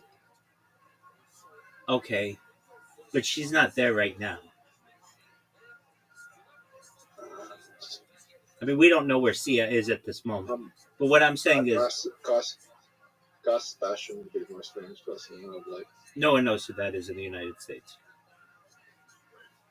Battle Scars? No one knows who that's a song? Yeah, it's one of the most streamed songs of all time. Yeah, nobody knows who that is. And chances are they probably don't... Look, Lupe Fiasco, Battle Scars, Guy Sebastian. That's a Lupe Fiasco song, man. And even Lupe Fiasco in the United States isn't that big as he once was. Lupe Fiasco hasn't been big in 15 years. It's a Guy Sebastian song. Okay, I'm telling you right now, Guy Sebastian's never been on Kill Tony. And James McCann was on Kill Tony 6 times last year. Kill Tony is the #1 live podcast in the world. How many times has Guy Sebastian been on the Joe Rogan Experience? I'll wait. Let me check.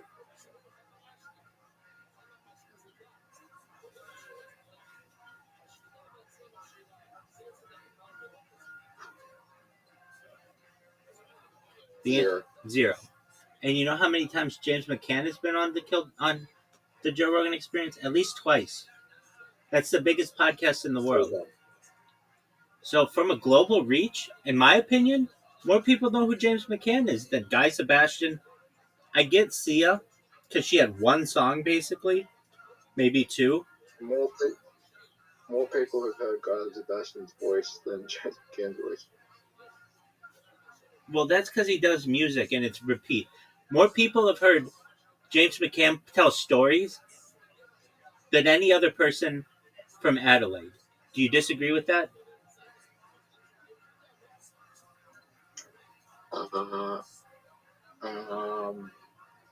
James McCann is the most prolific storyteller in Adelaide at this very moment.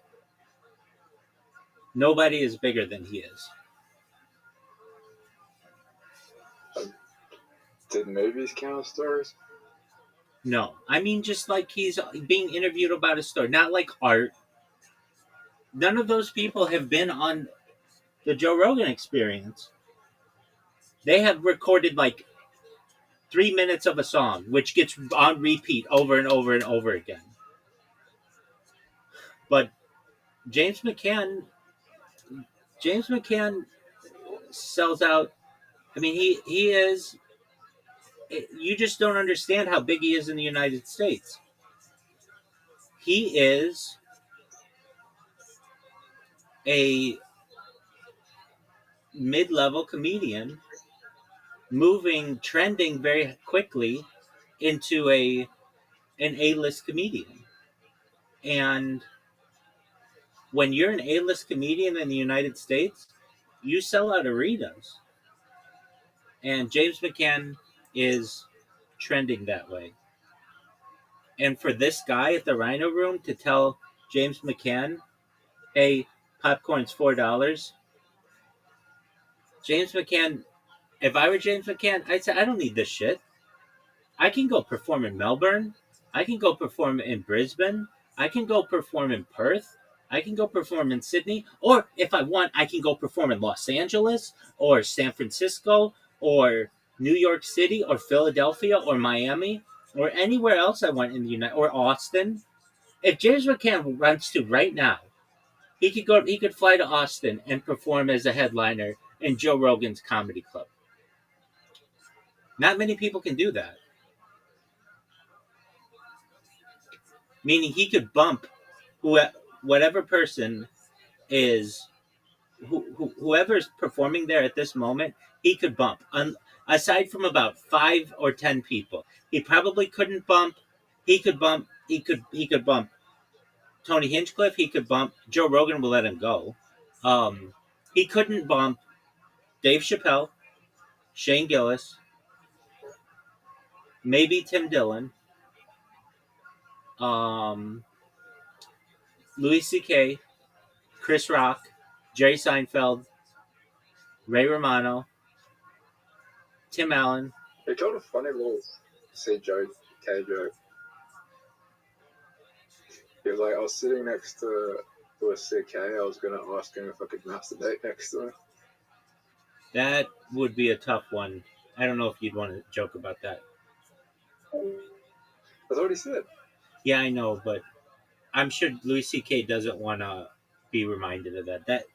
That probably wouldn't have been a smart thing to say. He said he was thinking about it, and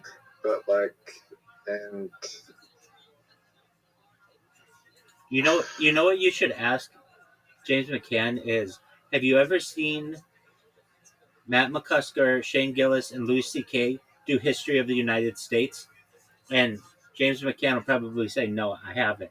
And you should say, you should watch it. You should watch it. Zoot. What they do is, like 10 years ago or something, they went through every single president. They memorized all the presidents and then went through all kinds of facts about the presidents and funny stuff about them. And not only is it a really interesting and funny conversation, but you'll learn basically all of American history in about 2 hours. You should really watch it. It's really good. Anyway, the Rhino Room guy, that guy sucks. He fucked up. I could see if James McCann never comes back there. Fortunately, that guy's fortunate that he came back on Thursday. He doesn't know how big... That guy doesn't... It's from 2022. Yeah, it's from 2022, yeah. It's like 2 parts. I think like the first one's like an hour and a half or something, and the second one's like an hour or something. It's really good, though. And you should watch it. And then when you're with James McCann next time, you should be, if you think it's interesting, which it is. I watched it last July 4th, not this July 4th, but last July 4th. I watched it like 4 times straight. I thought it was that interesting, and you might think it's interesting too. Anyway, that guy fucked up, and I just don't think that guy recognizes how big a star James McCann is in the United States. I don't think you recognize how big a star James McCann is in the United States. James McCann... I mean, he told me he was hanging in the same room as Kanye. Well, yeah, okay. James McCann is... James McCann's a bigger star in the United States than he is in Australia. And that's kind of weird. But, if James McCann were hanging out... If he were in the United States, he would not be hanging out with an open micer like you. He'd be hanging out with Kanye West.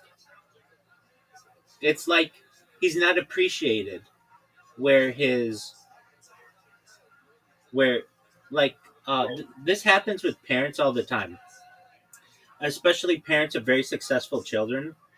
They'll be like, and this happens with comedy clubs too, which is really interesting that this is happening to James McCann. So basically, wherever you start comedy, they never appreciate you because they've seen you bomb more than anywhere else. And just like parents who have like really successful kids who are like Super Bowl winners and Nobel laureates and stuff, the parents are like, yeah, but I wiped that kid's butt and I've seen that kid cry and throw tantrums and stuff. So they don't really impress me that much. But everybody else is like, oh, but they're a beauty queen or they are the winner of the World Cup or whatever. And the parents just don't realize it because they are exposed so much. And comedy clubs are the same way. Wherever you start comedy, that comedy club never appreciates you. I believe I heard an interview of Ralphie May say that, where Ralphie May, RIP, he's a dead comedian, but he was pretty big in the United States at one time. Both physically, he weighed like 700 pounds, and figuratively as well. And he would just say that when I started, I think he started in Houston. He's like, they didn't ever think I was good. I used to bomb there. I used to eat dick there, but they just never thought I was anything great. It was only until I expanded and started going and touring around the country did they appreciate me. It's like Tall poppy syndrome. It's what? It's something we call tall poppy syndrome in Australia. Okay, let's look it up. Yo, dog, what is the thing where like no one appreciates you in your hometown because they've seen you not do well? Sorry, look up tall poppy syndrome. Tall poppy syndrome. Look that up. It's an Australian term, but it should be a global term. Total poppy syndrome? Tall poppy syndrome. Spell it. TALLPOPY syndrome.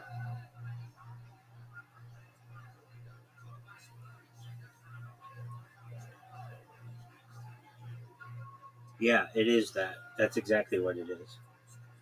That's an Australian and New Zealand term that refers to people with notable public success or achievements that are ostracized by others as a form of egalitarianism. Intense scrutiny or criticism of such a person is termed as cutting down the poppy. Yeah, it's not exactly that, but it's close.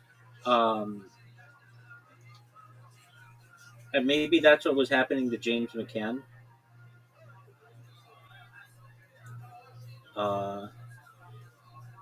Let's see, what's it called in Canada? The term tall poppy syndrome is used in particular to refer to successful women being criticized for their success. Yeah, I mean, it is that, but this isn't so much the criticism, it's just they don't appreciate you. Okay. But also, the guy who wanted the $4 for popcorn was also the Raw Comedy State National. Okay, so that could be tall poppy syndrome, but frankly, this guy's stupid, and you could straight up bad about it because he runs like the mic, and I don't want to say anything bad about it. Exactly, I get that. This guy is a big fish in a small pond, but he doesn't recognize that James McCann at this very moment is a top 100 comedian in the United States, and very easily could be considered a top 50 and maybe even a top 20 comedian in the United States. Pretty close.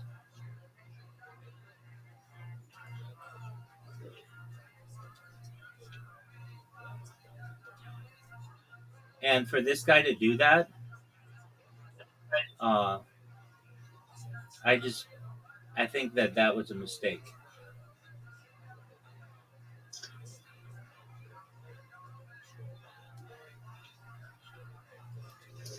But that's really cool that you're getting to know James McCann. Does he know your name? What? Does he know your name? I think so. Are you sure? Yeah. Yo, turn that off, because I don't want to get a copyright strike.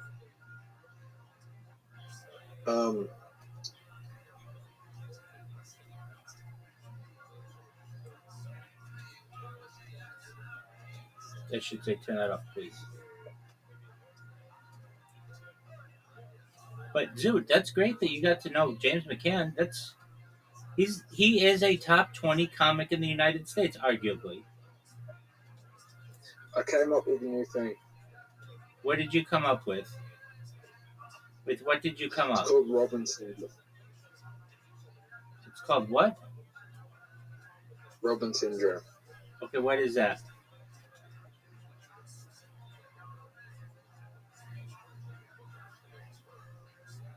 Where someone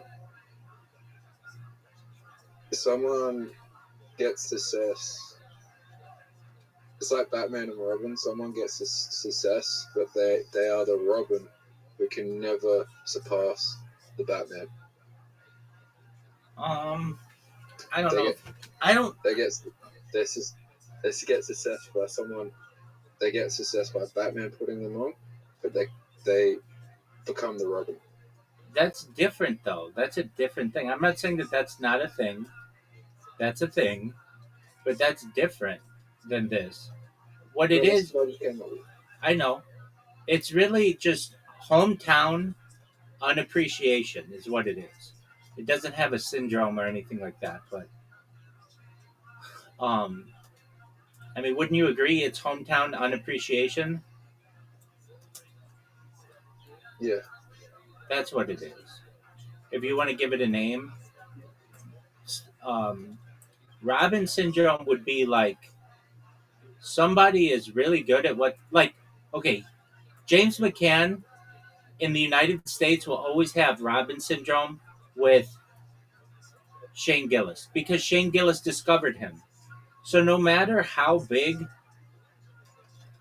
James McCann becomes in the United States, unless he does something giant, people will always consider him to be Shane Gillis's discovery. Does that make sense? And that would be Robin syndrome. Does that make sense? I don't know if Shane Gillis. I know Shane Gillis helped him, but I'm not sure if he discovered him. He discovered him for the U.S. market. That's exactly right. That's exactly right. And that's all that matters, frankly, in the minds of Americans, that it was our guy, Shane Gillis, who went to Australia, toured in Australia, discovered James McCann, brought James McCann in as an opener in the United States, introduced James McCann to Joe Rogan and Tony Hinchcliffe and got him on the Joe Rogan Experience and got him on Kill Tony. And now James McCann is almost a household name. At least in the... It's probably Jim Jeffries that introduced him to Shane Gillis. Okay, that's fine, but Jim Jeffries did not take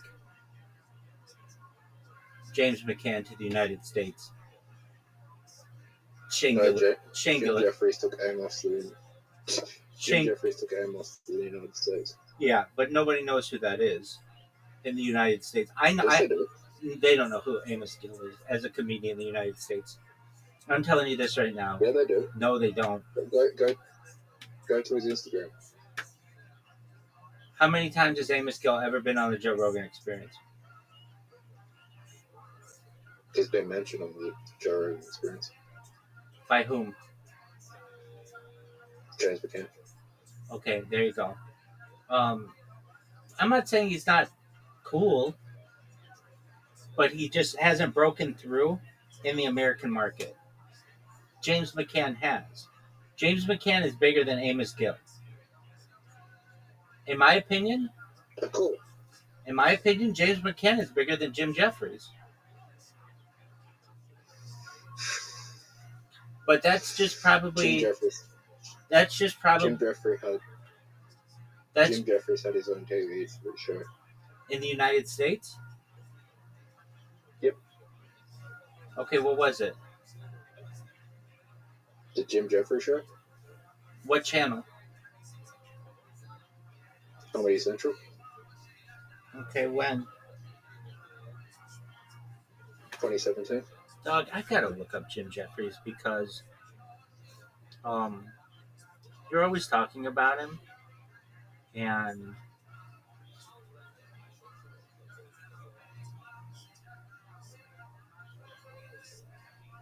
he's just not that.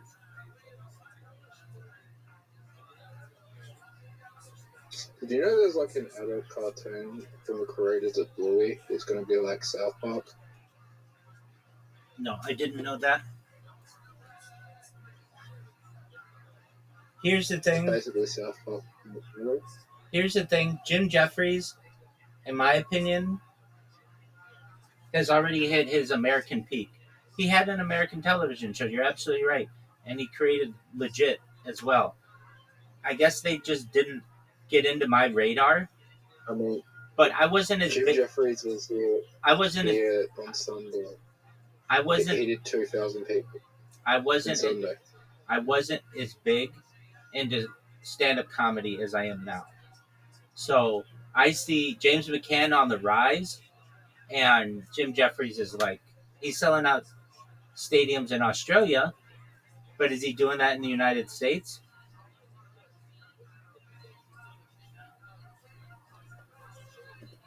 Yep. Let's see what he's playing in the United States.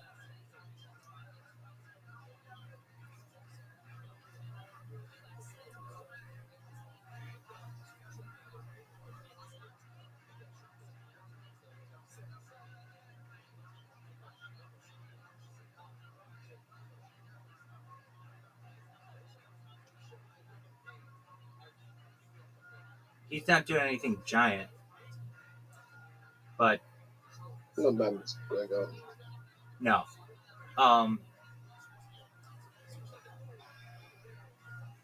Let me just. Okay, I could be wrong on this, but I think we can.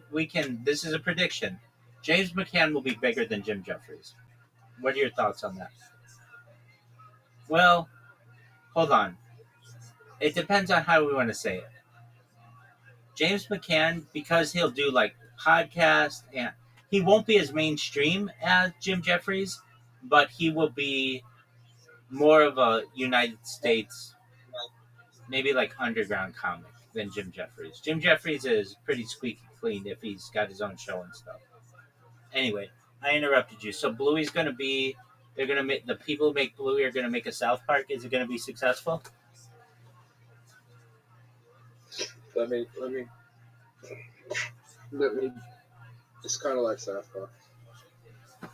Okay. I'll look up what it was called. I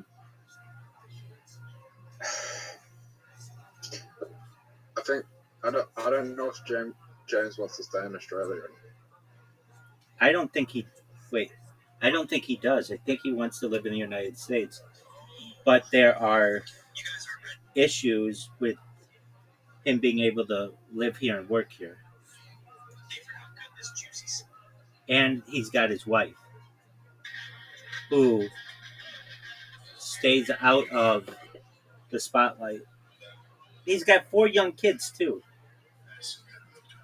I didn't marry someone from the US, and so I don't have the issues he does. I don't think that's a good idea, because it's not like it once was where you marry someone, then it's like automatically you get citizenship like it used to be. It's still a process, and then if you get divorced, they can still deport you. It's in the United States called a green card marriage. So it's not like as permanent as it once was. It's not like you automatically get citizenship. You would have to stay married for some time.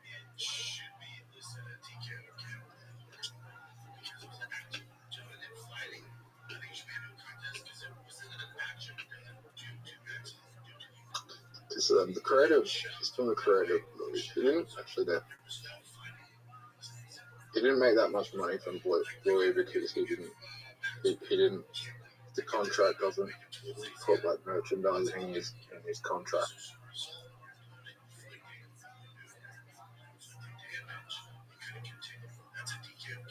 Well, if you can get one of those shows to get some permanence in the United States or just globally, the amount of money that you can make is basically unlimited because The Simpsons continues. It can be created by AI. Same with Family Guy. And you're just raking in money. Dino. It's called Dino. The series follows a spirited and mischievous 8-year-old boy growing up in a tough Australian neighbourhood despite living in a commanded house and having the odds stacked against him. Embrace his life. In my opinion, that was not a good idea for them. They should not have made it Australian. If they made it American or even British, it has much more appeal.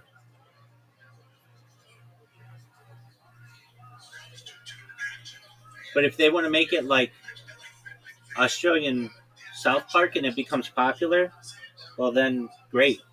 But you're looking at like the population of Australia is basically the population of Los Angeles. The United States just has a huge population. And especially when you bring in Canada, even without Canada, the United States is more than 10 times the market of what Australia is.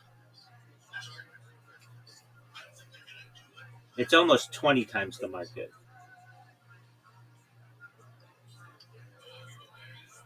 It's called Childish Dino. Childish Dino? Have you ever seen it? An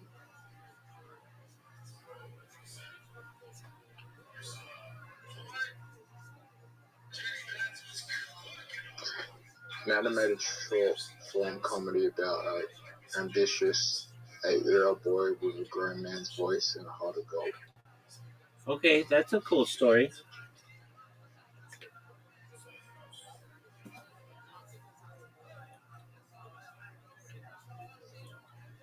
But you've never seen it, or it hasn't aired yet?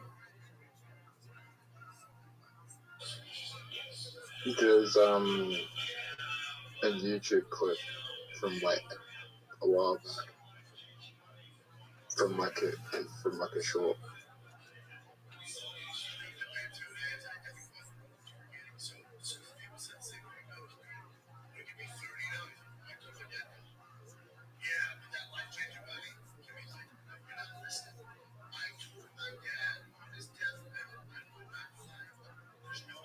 Bluey is one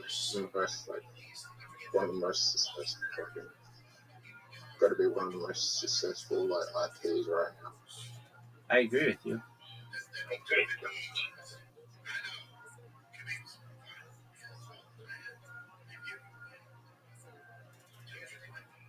I didn't realize how huge Bluey was. It's big, man. I mean, I didn't know what it was before you told me, but it's big.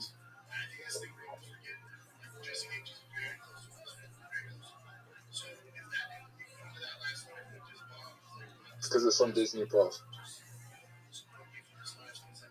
There you go. There's a Bluey movie next year. There you go. It's blowing up. Does Bluey have an Australian accent? Yeah.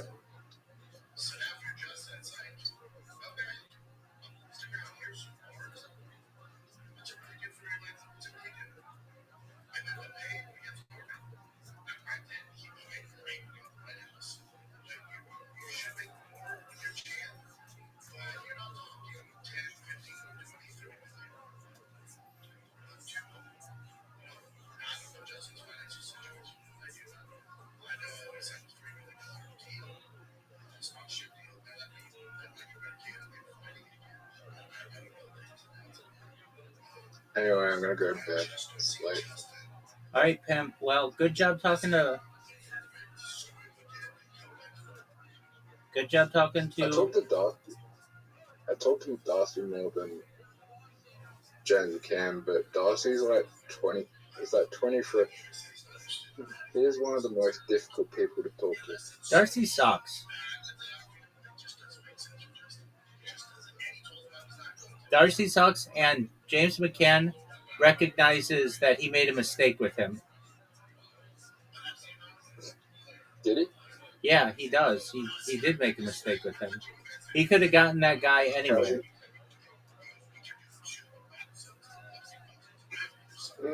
James McCann just wants like, I found this guy on the street, and this is the success story, and it's just, it's not working. It isn't working. But that happens. All these guys do that. It's an experiment. It doesn't see. I told him my midget joke, and he said there's something there. You told him a midget? Oh, wait, okay. There you go, big dog.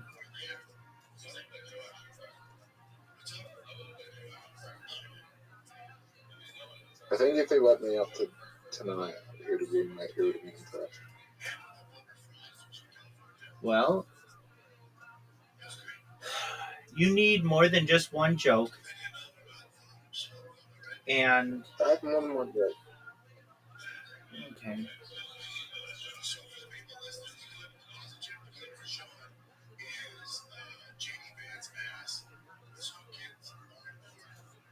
All right, Zoo. Well, you get your. The thing is, my humor kind of crosses into James McCann's audience. I agree with you.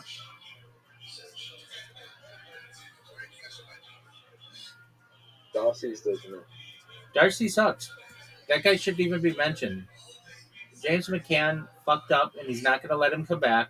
He ran the light, and he's done. And you're going to be new Darcy. But you need more than one joke. That's it. Peace.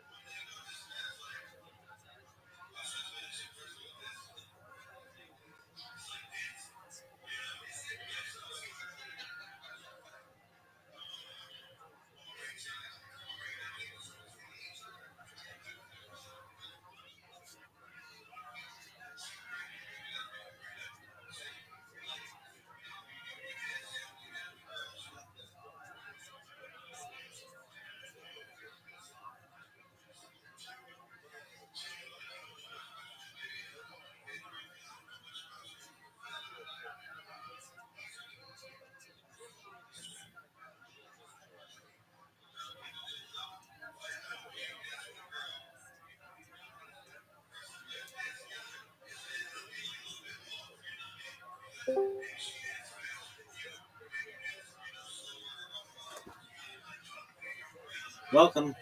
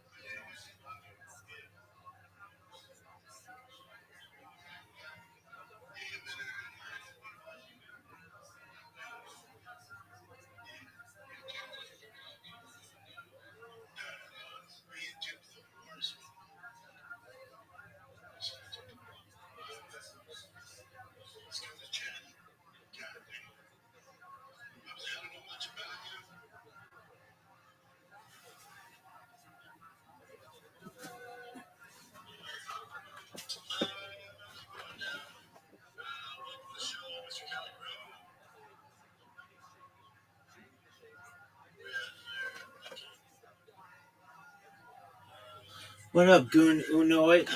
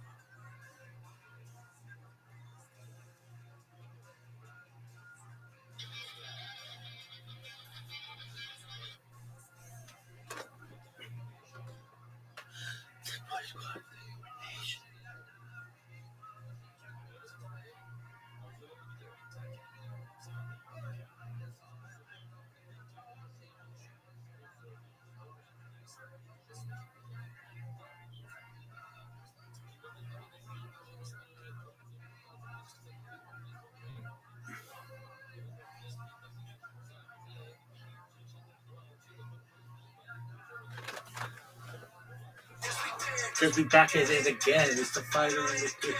It's really the fighter and the kid. Jesus, take the wheel. It's coming down here in Texas, guys. It's Texas weather. You know what I'm saying? Now let me ask you. It rains. It's not like LA or Denver. There's no in between. Yeah, there's no summer rain here. Shit's getting That's the thing nobody tells you about. We moved to Austin. We moved to Texas. The summers and they're so hot. Buddy, nobody told me about the ice storms? The ice storms in the winter. And by the way, they can happen in the summer. You can get hail in the summer. It's called hail. Don't be like Will Smith's son right now, right? It's just hail. Be cool. Yeah. Is it? But then, so there's hail, like there's the freeze storms, right? Yeah. But the rain is no fun, man. Now, if at football practice in college and it was raining like this, do you not practice? Because you don't want to get wet and muddy. My 10-year-old has practiced. I love asking that question.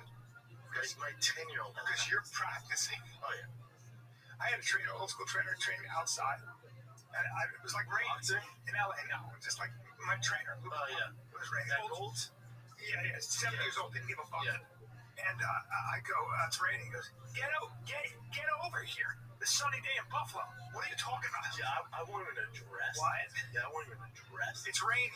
What the fuck? We had practice last night, and T's like, Dad, it's raining. It is? Yeah. Okay. I make no issue of it. Playing in the rain. God, it's hot. Is it? Okay. Well, it might be raining when you play a game. I don't care. So we're playing. Yeah, also at 10 they have fun in there. Of course, this is so fun. Of course. But if you make a big deal about it, then it becomes a deal. I don't even dress. Oh, you don't even dress? Never. Man, Dad, it's hot. Is it? Oh, now I have my Jesus. When I get out of the car, I'm like, Jesus Christ, it's hot. I don't say anything. Because then they don't make it. They're like, they're kids. Like, whatever. Just keep them hydrated, baby. My son, God bless my son. I love him so much. But he and I are very similar. And so he's been wrestling with these Olympians over at Pressure. It's a little much. Well, it's just that they're teaching them, and they're so awesome. They're such great guys. But I bring my 14-year-old to learn some wrestling, and it's a bunch of dudes with cauliflower ears and mustaches in their 30s. That's a lot. It's for a kid. He's like, holy shit.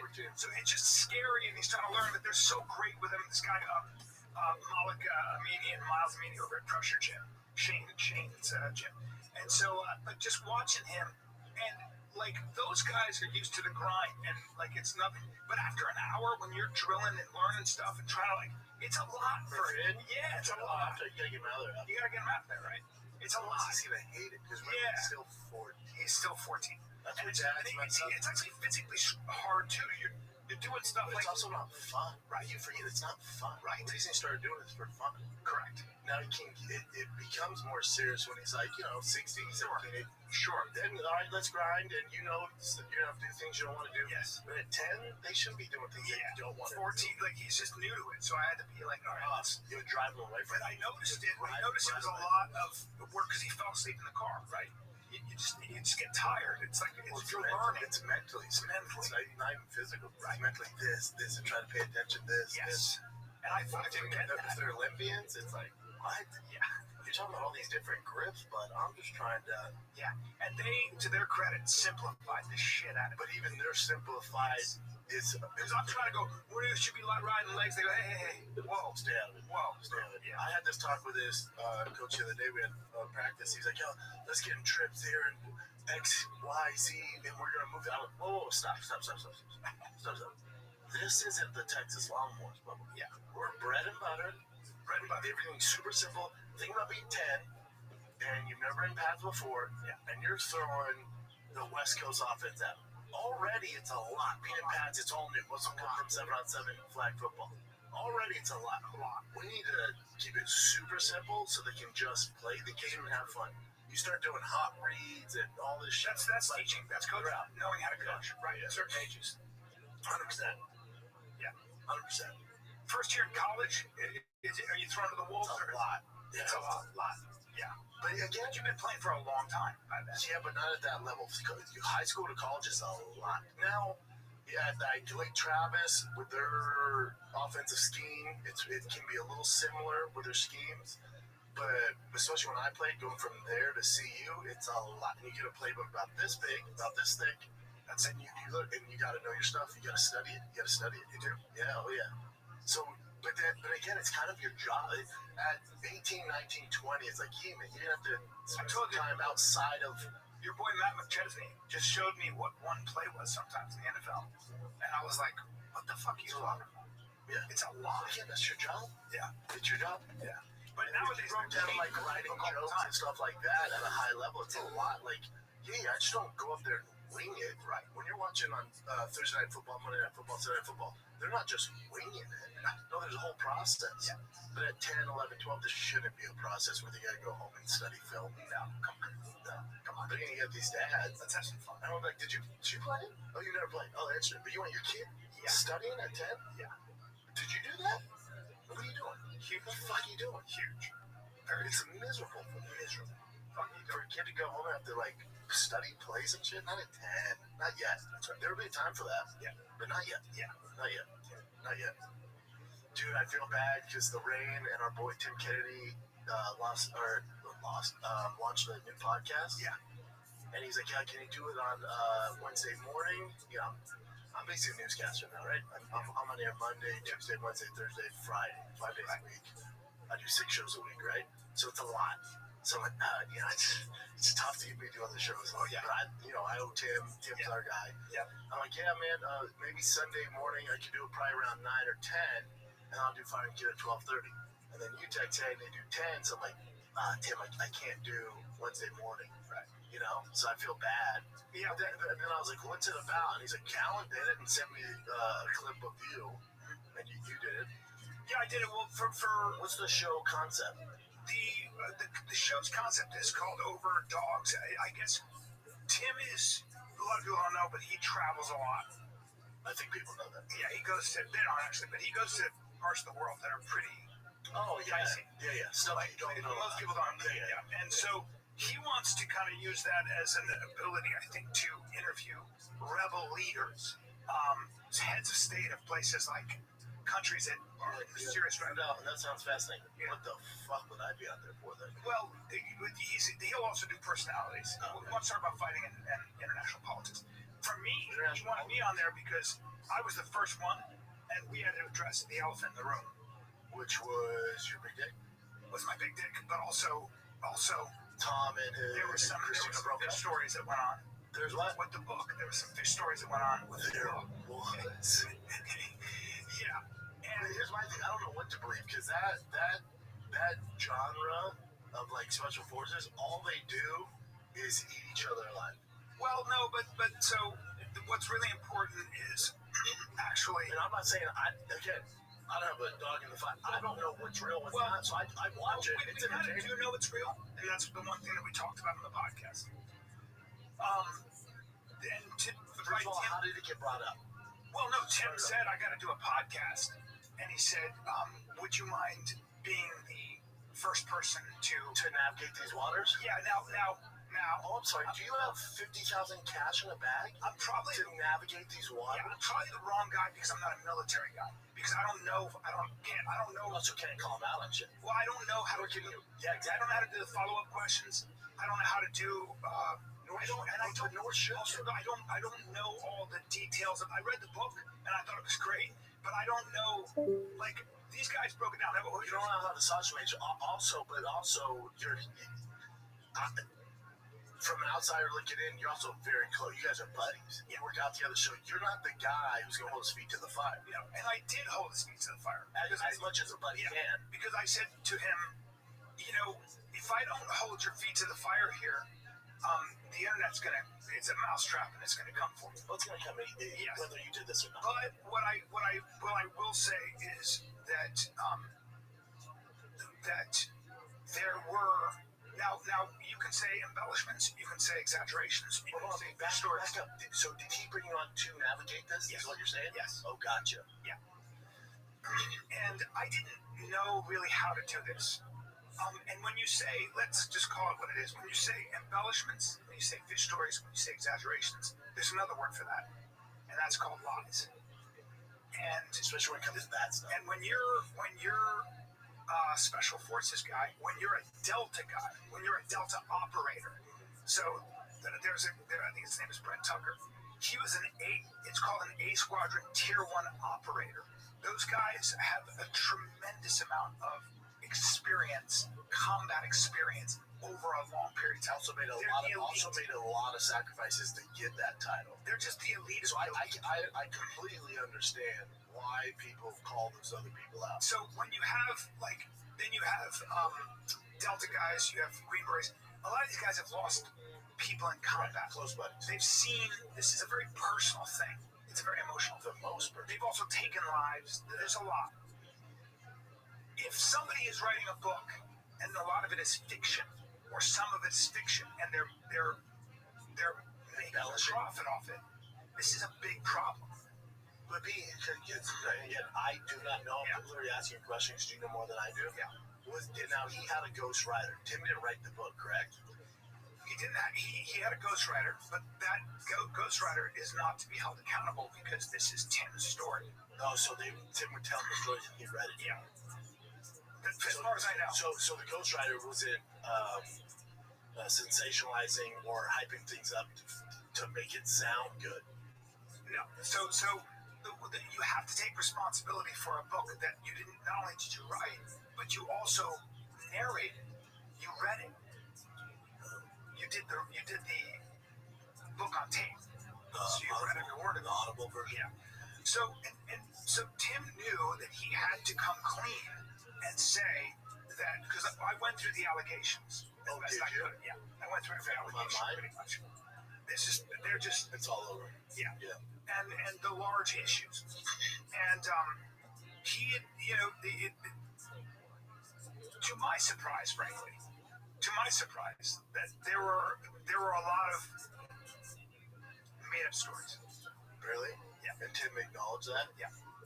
And here's my question. And I said, why did you do it? And he said, and I would imagine part of what's really important in my opinion in this world is when you mess up to that degree, the only thing you can do is own it this way. But go back. Why do you say he did it? Well, let me just say, because that's my question. Is like Tim's a smart dude. Say what you want about him. Tim's a very smart dude, articulate, best. Communications I've ever seen. Yeah. As far as like communication. He said his answer. Why would he do it? His answer was, I think I had a God complex. Meaning, I think you get to how do you get away with it when you're that successful, and you're doing that well. Why not get a little greedy and embellish, right? Why not tell a story because you're writing a book? I think that about that. Can you imagine if I wrote a book? It'd be like me write a book. And I'm like, yeah, I remember the time I knocked out Fedor in the first round. Now the casuals were like, damn, you knocked out Fedor. That's cool. The UFC alumni like, hey, Bubba. A better analogy would be if you had this storied college football career, and then we went back and went. But here's the thing that I think human beings do that's really interesting. Some of this stuff seems to be subconscious. Some of this stuff seems to be like where you're with a lot of people who were there. Okay, that was 20 years ago. But there are people that were there. And then you have people who are tier 1 operators. A tier 1 operator is a guy like a SEAL Team 6 assaulter, a Delta Force operator, an assaulter, okay? There are very few people like that. Those guys understand details to combat that you and I would never understand. And they don't forget. You throw a grenade into a room, what's the first thing that happens? There's a cloud of dust that you can't see through. Okay? See, if you say you saw something after that, you didn't. Right? You know what? They go like this. Those guys go, hold it. None of this is yeah. Guys like Andy Stump, they'll tell you that there's just certain things. They'll be like, that's not. We used to do Andy Stump and I did this thing called Tactical Asshole. I would watch a movie and I'd be like, this is what I do in this situation. And he'd be like, really? And you think that those suppressors are silencers and you don't hear them? I didn't know anything. And so those guys started doing a little math. And so Tim has paid a very steep price for this, right? Tim has lost pretty much everything. On the podcast, I said, you kind of deserve it. You don't get away with this. And I think he understands that. I think the only way forward is to say, I lied. I'm sorry, and I'll do better. And what Tim say about it? Is that what he said? Well, I knew that the internet would. They're gonna do their own thing now. No matter what, and none of that matters. For the people that care about Tim or sponsors or his friends, they're gonna watch that, acknowledging him. Okay, we can move in the right direction. Look, the internet's never gonna move in the right direction. Yeah, look. One of the things that I had said also, and it's like, why would you do this? It's like, well, because he's my friend. Well, why is your friend? Because I've seen, and so many people that know Tim. There's so many good things about him. I mean, you're talking about a guy who goes out of his way for everybody. I'm talking going out of his way. Hold on, not just me. Yeah. Not just we're boys training partners. Not just me. My entire family to dinner. I know. And literally it was like, here's where you should eat. This is what you should do. Hey, bring the kids here. My kids went to his kid's house. And when we first met, we didn't know anybody. Look. It's not just that. I happen to know and have seen with my own eyes what he's done for people who can't help themselves, people who are suicidal, people who are about to end it. That guy's gotten in his truck and driven like all night. Just for somebody who doesn't know. And I'm not joking. Okay, he's done those kinds of things. So the Tim I know has always been this insanely generous, insanely tough leader in every way. And that's why it was so puzzling. That's also all I give a fuck about. That stuff, I get it, and he's gonna get his for that. I have nothing to do with that. I don't know that Tim. I wasn't around during those times when Tim was an operator. I know Tim. You and I also he's a great dad.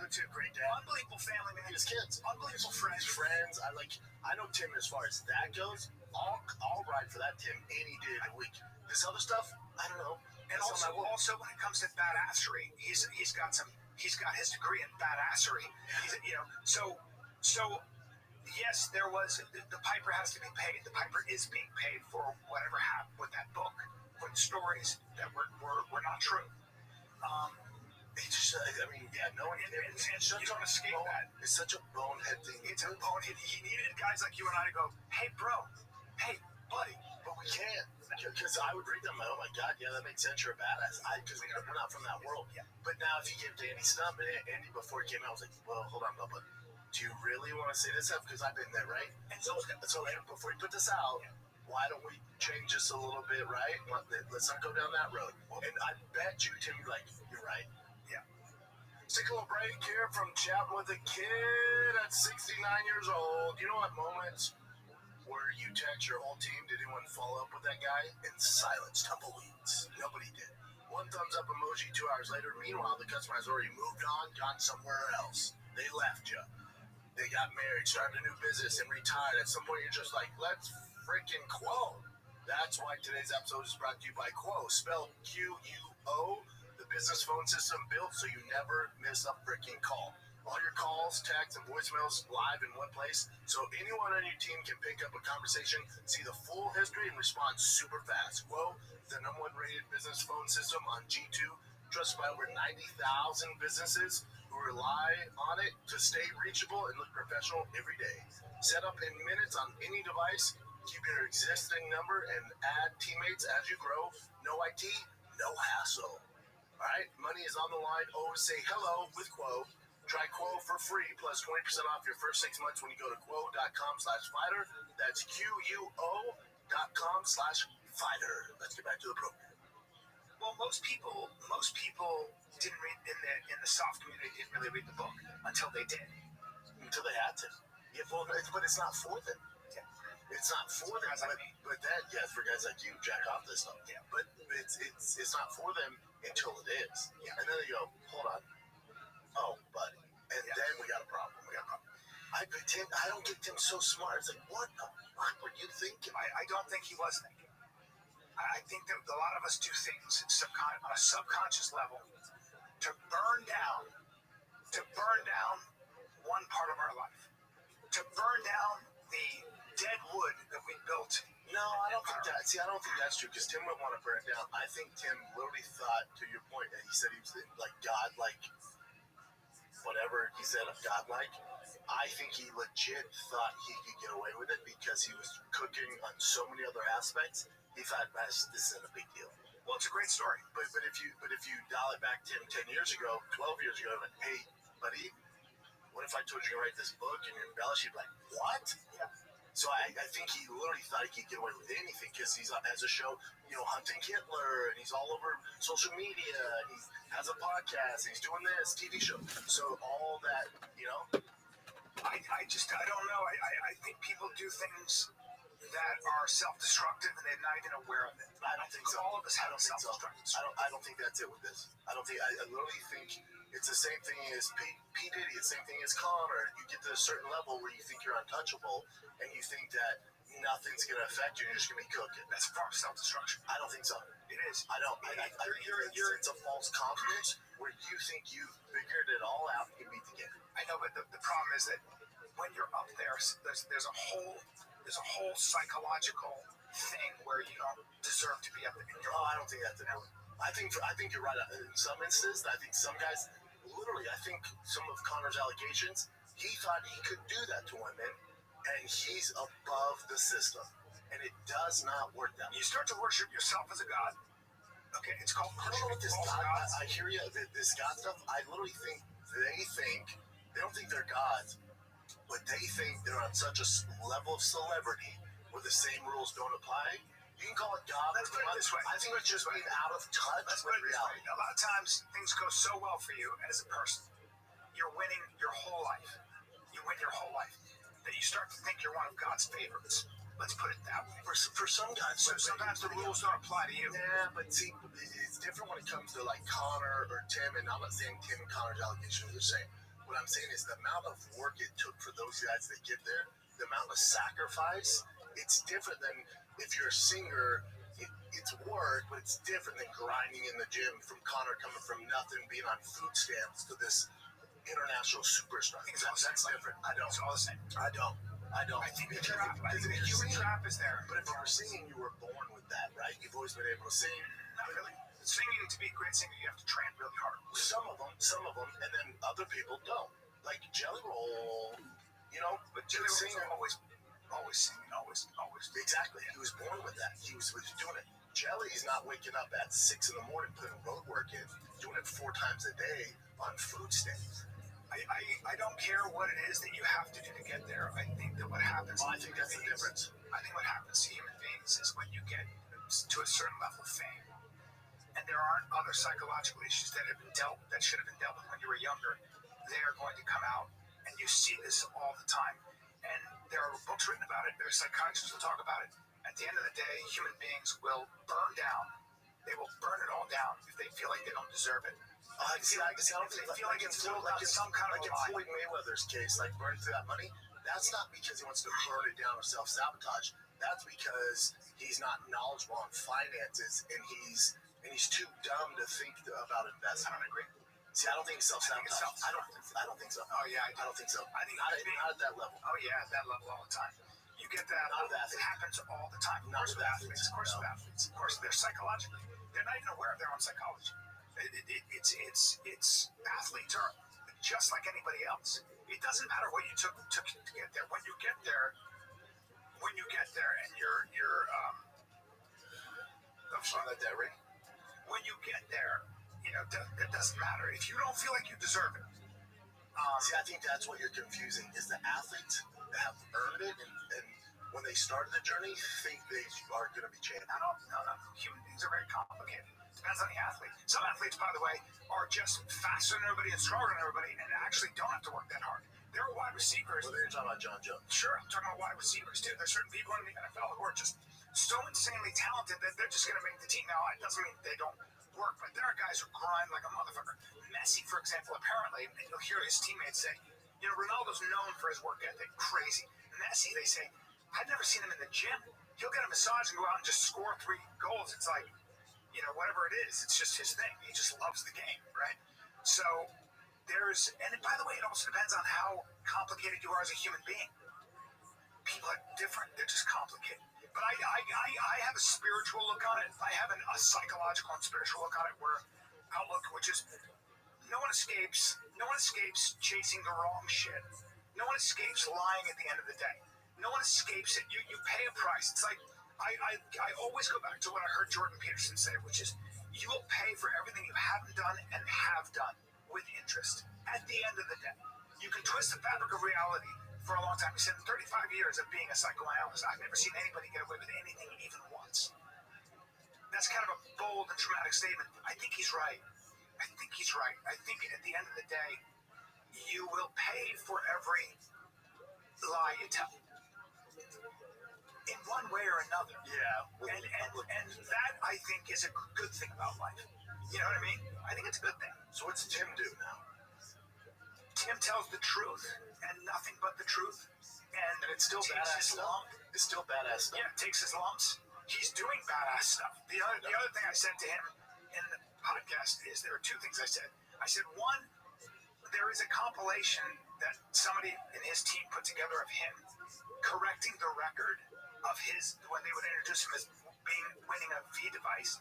There's a record, there's literally a compilation of, I gotta stop you. I did not win a V device. He said it one time to a guy he's never met on a podcast nobody will listen to. And I said, why'd you do that? He goes, I want to sound cool. I want to sound like a badass. I was like, to a guy you never met?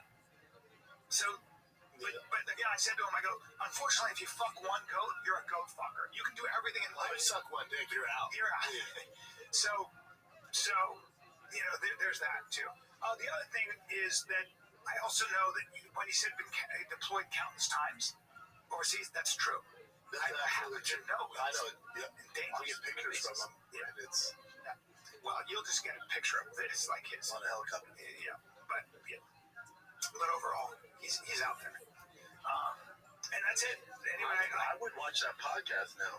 I'd like to hear what you'd have to say. You know, but yeah, I'd watch that podcast. He'll always have to deal with that. He'll always have to. He'll never be able to live that down. Yeah, it's the same as any athlete with PEDs. Like you're never gonna let that down. Gable Stevenson with his accusations, Conor with your Floyd, like those stuff. You can do whatever you want in sports. Someone will always bring that. It's always gonna be in the background. There's nothing you can do. Always. And what you can do is you just keep getting better. You just become a better person in every way. And that's what you do. You know, Conor now is like, I watched him kind of, you know, he's doing that God thing. And look at him. It's because he needs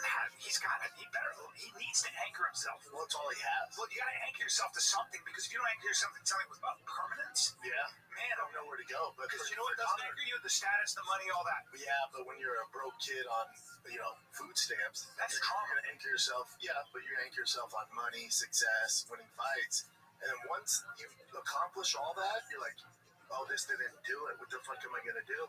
And then that's when the alcohol, the drugs, the girls, all this other shit starts happening. And then finally, after all this shit, you're like, I guess it's Jesus. You know what I think? So back to the self-destructive thing. You're up on top. There's a force. You can call it whatever you want, but there's a force. You're the force trying to drive yourself this way. There's a force that's always trying to bring you back to that starting point. That starting point that you went through, the welfare, you want to just crush. And all that behavior, all that insane behavior is trying to ensure that you don't get further. I think it's also society trying to ensure it too. I think it's all of it. There's a lot like mentality where people want to pull you down. So you're fighting that every day of your life. Always. But you're trying to do this, they're trying to bring you down. Always. And then eventually you have a little bump through it, and then really get a sick. There's the struggle bump. Yeah. Look at as we become men of a certain age, you and I, men of a certain age, we're just not concerned with that shit. No. We're not. No. Out of the game. It's not. What do you really think about? I think about my kids. I think about my wife. I think about the happiness of my clan. I think about that. I think about my friends that I'm going to have forever. Yeah. That's what I think about. I don't need all that other stuff. No. Now, will I be at Magoobies Friday, Saturday? Yes, I will. In Des Moines, Maryland. You know what I mean? Am I going to bring some heat? Okay. You know what I'm saying? Yeah, I guess. I just turned it into like an advertisement. Dude, so how about yesterday? This reminded me of us talking soccer, because France played Spain, right? Yeah. And Jay knows soccer. Jay knows soccer. He loves England, right? He knows soccer. And we always text, especially during baseball games, especially during the World Cup. And I got home, and Spain versus France was about to play. And he goes, who are you going for? I go, you know me, I can't stand France, man. So I'm hoping the big dogs lose. I said, I'd like to see the underdog take this. I'd like to see this little team, this little engine that could. I'd like to see Spain get it. That's like literally arguing the best team. Hold on, and then I just see the bubbles go blink, blink, blink. I'm like, oh, I wonder what he's gonna say here. And he goes, Jesus Christ. I go, what? He goes, Spain's such a powerhouse. He goes, such a powerhouse. Yeah, Jay goes, I can't stand when you and Brian talk soccer. He goes, you guys have no fucking clue. By the way, I would have said the same thing, and then I was talking to my nephew, who's just, balls deep in soccer, and then I'm listening to the guys talk, like, who know, they go, this is the deepest bench powerhouse team. I was like, Jay was like, buddy, there's such they beat France in the European Jay was like, there's such a power. He's like, they're not some small underdog team. They'd already beaten that team. Yeah, he's like, they're not some weird little team that hopefully pulls this out. He's like, you're such a dumbass. I was like, he goes, thank God you brought this up to me and not on the podcast. So I get no doubt. There you go. Definitely talk about. I'll tell you who I'm rooting. I'm telling you who I'm rooting for. Yeah, and I think England has a very good chance. Yeah, but there's some shadiness going on with Argentina, making sure, but here's my thing with this. Like, everyone's like, oh, FIFA's so corrupt and the World Cup is corrupt. They're giving, Argentina the benefit of the doubt and they're giving opportunity. You're probably right, and that's fine. We can look at the stats and how many penalties were the teams playing Argentina, all that. Yep, but that happens in basically all sports. Like, it happens. Why do you think the Lakers get so many fouls? Because it's not part of the game. It's good for ratings. The Lakers going deep in the playoffs, going to the finals, gets those major advertisers and networks. We want to see ratings. I don't. Yeah, but it's like, but all FIFA cares about is Messi one last hurrah of winning it all. England winning it, yeah, it's great for England, but we're trying to do nothing. We're trying to do nothing. France is out. Like, they want France, Argentina, 1,000%. Mbappe versus Messi. Yeah, Spain, Argentina, or England, Argentina. Well, England is playing Argentina. Oh, they are playing Argentina. Yeah, today. Today, I'll be on a plane. Where are you going? I have to go to LA to oversee a commercial, and then tomorrow in Maryland. Man, you travel more than anybody I know. Don't have a choice, Bubba. Yeah. No, it's all good. It's all good, brother. Yeah, but James, when you guys talk soccer, it's so cringy. I started laughing. Well, because I was at this bar on Sunday, and this guy's like, Connor, one more, right? One more. We thinking Hamza? I'm like, Hamza? It's not even the same fucking way. Is there one? Even Joe knows because she's around me. She's like, she hits me. She's like, be cool. I'm like, I'm always cool. And I just go, well, that's not gonna work, right? Because Hamza fights at 85, kind of fights at 70. So the weight difference, and also just the matchup is terrible. So that's not gonna work, right? He goes, right? Yeah, it's a good point. They could do it. I'm like, hey, they couldn't. I went, oh, this is like me and Cal talking soccer about a kid. That's right. It's super triggering. That's what the fuck. And I will say this too.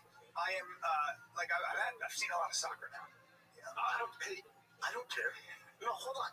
You think that you've watched World Cup for 4 weeks, you can talk about soccer and know what you're talking about? So I don't care that much. It's like, hey, hold on.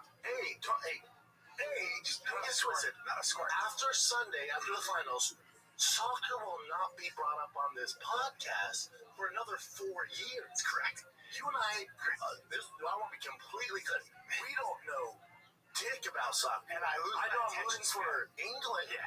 Lose my attention span. I'll tune in last 15, 20 minutes. All good. No, I'm a fair weather fan. My family watches every game. They love all of it, but they're Mexican. Yeah. I'm not. God bless. We talk about it once every 4 years, and then after that, we move on. I'm rooting for England. I know it means a lot to them. I hope they win. If they were to lose, I won't lose an ounce of sleep. I won't think about that. After the hour, I'm like, damn, that sucked. And I was rooting for England because Eddie's going for them. My family's from there. After that, I won't even think about my favorite part of soccer, the shootouts. I like the shootouts. I like watching that and then them celebrate. But it takes a long time to get there. It's an hour and 20 minutes sometimes of 1-to-1. That's a lot. When they're offside, anything inside, I repost this guy goes, hey, just for Americans who don't understand soccer, the majority of us, anytime there's something exciting, it's offside. Okay? Offside. I would almost send a thing to you about what great athletes soccer players are, and they're great athletes. Oh yeah, they're great athletes. But he was saying Messi, he was trolling this American. He goes, the baddest people on the planet are Americans. What Russell Westbrook could, if he decided to start playing soccer from an early age, it would be such a disaster for everybody. And it was just like he was just going through our athletes and how big and jacked they are, and how fast they are. Yeah, we just don't give a flying fuck about soccer. Yeah. And I like that, especially in Texas. They're in California too, but I see it here in Texas because I live here, right? There's soccer's year-round. There's so many kids playing because parents think it's safer than signing their kid up for football or whatever. So all of these soft kids playing soccer out there. The soft kids play soccer in America. So you see all these kids focusing on it, and little did those parents know that CT's higher in soccer than it is football. Well, is that true? There's a lot of head. Bring it up, Jen. Is that right? Oh yeah. Really? Yeah. Oh yeah. Is that true? Yep. Because there's a lot of head-butting, clashing. They're hitting the ball. It's not even head-butting. That's rare, but it's more of that head-butting the ball. yeah, this may not be true, but I like where your head's at. Bring it up. I like where your head's at. I like your enthusiasm on a Wednesday. I really do.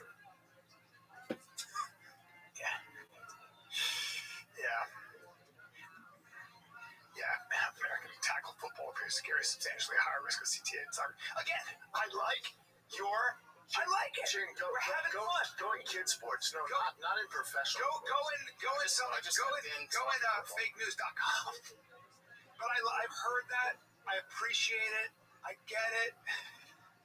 Hey, Bubba, tackle football, right? Yeah, I know. Right. You know what I mean? Yeah. You know what I'm saying? We're running into each other. Never say that again. But listen, Yeah. I like your attitude, and you know what? There it is. Soccer players can accumulate repetitive head impacts from heading the ball.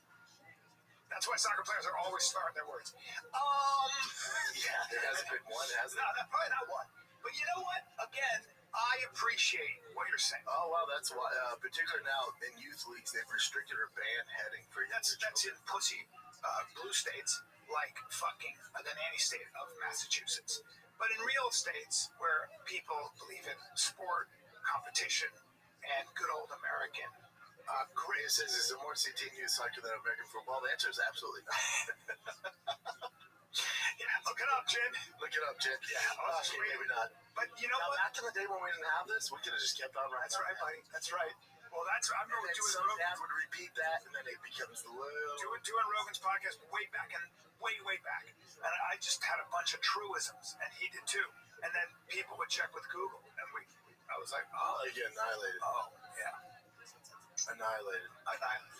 Brendan, I need auto parts, but I want a friendly staff. I want to be able to get my brake light fixed. I want to be able to get my doing Rogan's podcast way back, and way back. And I just had a bunch of truisms, and he did too. And then people would check with Google, and I was like, oh, You get annihilated. oh, yeah, Annihilated. Brendan, I need auto parts, but I want a friendly staff. I want to be able to get my brake light fixed. I want to be able to get my battery checked while I'm in my car. I want windshield wiper wash. Dude, we got you at O'Reilly Auto Parts in the business of keeping that stupid Tesla on the road. All right? O'Reilly Auto Parts offers friendly, helpful service and parts knowledge you'll need for all your maintenance and repairs, no matter what piece of junk you're driving. They got you covered, man. So whether you're a car expert or a rookie, you'll find the professional parts people at O'Reilly Auto Parts are knowledgeable, helpful, best of all, super friendly. All right?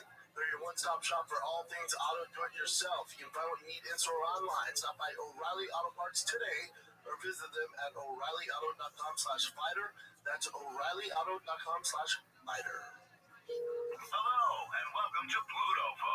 If you know the name of the movie you'd like to see, just stream it for free on Pluto TV, where all your blockbuster favorites are landing all summer long. Catch Anchorman, The Legend of Ron Burgundy. Fantastic. The Matrix Trilogy. Welcome to the real world. Mean Girls. Titanic. I'm the king of the world. And so much more. For showtimes, press nothing. They're free 24/7. That is so effective. On Pluto TV. Stream now. Pay never. Think your favorite theme park attraction is world class? Well, we're putting that claim to the test on For Your Amusement, the podcast where we exhaustively evaluate the world's most popular theme park rides and attractions. I'm Brian Bergara. And I'm Byron Morin. And on this podcast, we'll hit everything from the legendary classics to the newest headliners in full detail. That's right. The thrills, the theming, the storytelling, the history, and whether they actually deserve the hype. One attraction at a time, we're answering the ultimate question: is it truly world class? No, I think that's great. You love it? Find out on For Your Amusement. Follow, rate, and review For Your Amusement wherever you get your podcasts. Bye-bye. But listen, it's raining. It's real to You're me. feeling plucky. It's real to me. I love it. It's one of my favorite moments in the podcast when we get excited. How do you feel about the news? I was caught off guard. I know I sent it to Chin for a current event, but Tom Segura and Christina divorced. Yeah. Now, were they together 20 years? 18 years. What I say That's about this is, especially when you have huge shots in a household, that's a huge success. They beat your, they built your mom's house network. Like, yeah, that's a success. What I would say is the kids. Yeah, what I would say is that how about a hand for two people that made it work for 18 years? That's a big deal. Yeah. So I say that. and that's all I'll say about it. And I see Christina all the time at the mothership. She's awesome, and she's awesome. I wish them all the best. That's all I have to say. How do you think their show changes now that they're? Do you think they're going to be more open or more? I think because they're comics, and as long as it's as long as they're cool, and like I don't know the reason for the divorce. I have no idea what it is. As long as there's not bitterness, but the bitterness will come up. They cannot. They're not good enough actors to not do that. If there are issues there, it will come to light in the podcast. She seems very, very happy when I see her. She's a comic, so I think she'll take the punches and keep on going. Yeah, I'll stay out of it. I don't really like to comment on any of that stuff. I don't know. Oh, I do because it's a podcast, right? And that's our job. I wish her the best, but of course, we gotta. Well, the point is, I don't know anything about it. I don't know. Yeah, that's my thing. I don't know why they're gonna divorce. I know Tim got skinny and sexy, and that's a problem, right? Tom, what I said? You said Tim. You know what I mean? Tim, Tom. I do. Timmy, Tom. Yeah. We call him Timmy. Timmy No Breaks. Yeah. Yeah, it's a bummer for the kids because the kids are young. That's gonna be tough. Or as a kid, it's awesome too. My parents got divorced. I got 2 houses, 2 Christmases, 2 bedrooms. It was kind of a good time. As a kid, you really don't know what's going on. I would be bummed out, but yeah. Well, but not if. Well, when you're 8 or 9, you really don't understand what's going on. No, I remember when my parents would fight when I was that young. I was scared. Oh yeah, that they would break up. Oh yeah. No, it's definitely scary for the kiddos. I don't know how old the kiddos are, but that's what you gotta hope it's okay with them. Yeah, but yeah, to continue on the show, yeah, I mean, you can only do that with another comic. Like most women are not going to continue to do a podcast with their ex-husband. Right. That's a super rare combination. Yeah, that's not a. Like if me and Joe ever got divorced, heaven forbid, knock on wood, there would be no podcasting. She'd burn my fucking face off. Yeah. One of the things, that's it's like we're not going to be. Yeah. Like you and Amanda aren't launching a podcast network together. But we get along great. Cool. Yeah, but that's different. Yeah, that's different than sitting down and talking shop every day. The main thing is, if you have kids, you want to be friends with your ex. You have to really. Yep. But it surprised you too. Like there's this family we're pretty close with. Our kids are friends. Then we're at a barbecue and it's like where's Gary at? Oh, that'll surprise you. She's like, I don't know. You see her drinking a little much? You're like, she's gonna go hard in the paint. And then a few drinks, and finally she's like, well, what do you guys find out now? We're getting a divorce. You're like, oh shit, what? I thought you guys were getting, nope, that's happening. Like, oh my god. Yeah, Yeah. Relationships are complicated, difficult. Who knows what's going on? It's like you better tend to that garden every day. Otherwise, weeds grow. Hard to do. What else you got, Jay? All right, there's a. Well, I will say the Tom Christina thing did surprise me. Give me a list of 1,000 people. Yeah. And they're like, pick this couple who's going to get divorced. They would not be on my list. But again, I don't know what's going on. Maybe it's been rumbling for a while because his fans were complaining they weren't on the show together a lot. So people were speculating on it. But I don't know. Who knows? Yeah, but all the stuff I read said that it was amicable, and they said that Tom wasn't wearing his ring for a little while, so people kind of picked up on it, and then they said they're going to continue the show together, which is cool. And sometimes you just grow apart. 18 years, like Tom's a completely different human being, obviously physically, project-wise, career-wise. It's just after 18 years, like some people change after 18 years. And you're constantly around. I mean, it's great to be around your partner, but constantly at work, at home, everywhere. I think that's got to be that'd be pretty tough. Yeah, it'd be tough. Yeah, if you and I were married, it'd be tough. But at least Tom, on the guy side of things, at least Tom got a divorce in Texas, not California. Oh yeah, so it's way better to get financially from this. Yeah. All right, so this is in Valley Fairmont, Utah. Some random dude came up to this kiosk. He asked him, was he Muslim? There's way more to it, but in general, he asked if he was Muslim. He said yes, and then he started stabbing him. I think he was stabbed 15 times. He is in the hospital. He should be able to make it. And here's the footage of it. So these are the Good Samaritans coming in to help. This guy got stabbed. And this guy has a knife. Guy with a blue shirt and hat.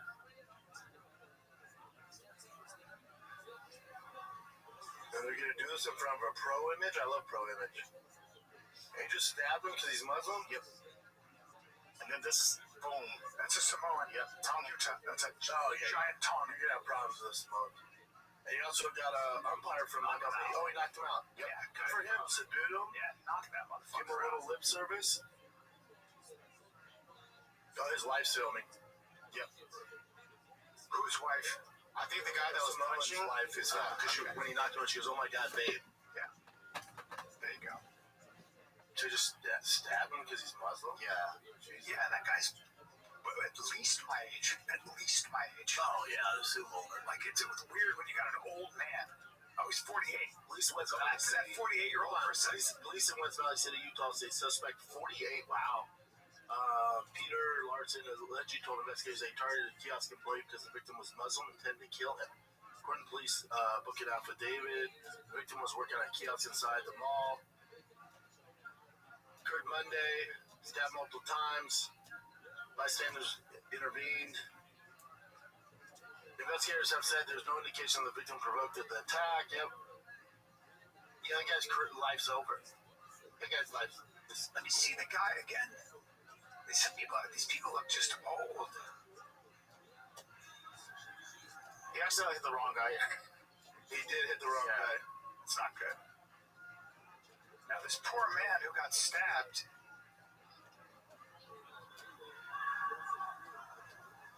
This is the second end. Let's go back to the first. Oops. Right there. Jesus. That poor guy is fucking a mess. Choke him out. Choke him on. That's like a proper Stranger Things mall. The clears in the background. You know, it smells like Cinnabon and blood now. Ooh, nice punch. Nice punch. There's nobody more you want around than that Simone guy. Yeah, it's a nice thing to have. A couple of giant Tongans. Well, it's only one, but yeah. No, there's two.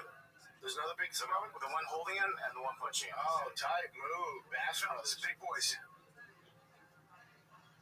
Jesus. Well, that guy woke up in handcuffs. Yeah, he's done for. Yeah, too bad he's not dead. This happened a few days ago, but we never got to it. It's the snakes that got loose in China from a breeding farm, a snake breeding farm. So over 900 snakes got, or escaped. Are cobras chill like that in the water? Some of them swim well. Some of them are venomous. Terrifying. Yeah, they swim well. The footage is incredible. Well, I will buy a. Yeah. That's them? Yeah. Cruising like that? That's snakes. No, that's birds. That's birds. That's birds. They're going for a ride. Wow. Those snakes like, yeah, baby, we free. Look at that. Great swimmers. Who's catching them? Oh, you'll see in a second. Oh, they start catching them? Yeah, yeah. Oh, yeah. Oh my God, it's so many snakes though. Yeah, so many poisonous snakes. Oh, I bet they're having the time of their lives though. Those snakes are just living. Those kids caught them? Yeah, some kids caught them. They're cute. They must be non-venomous. Yeah, some of them are non-venomous, but some are.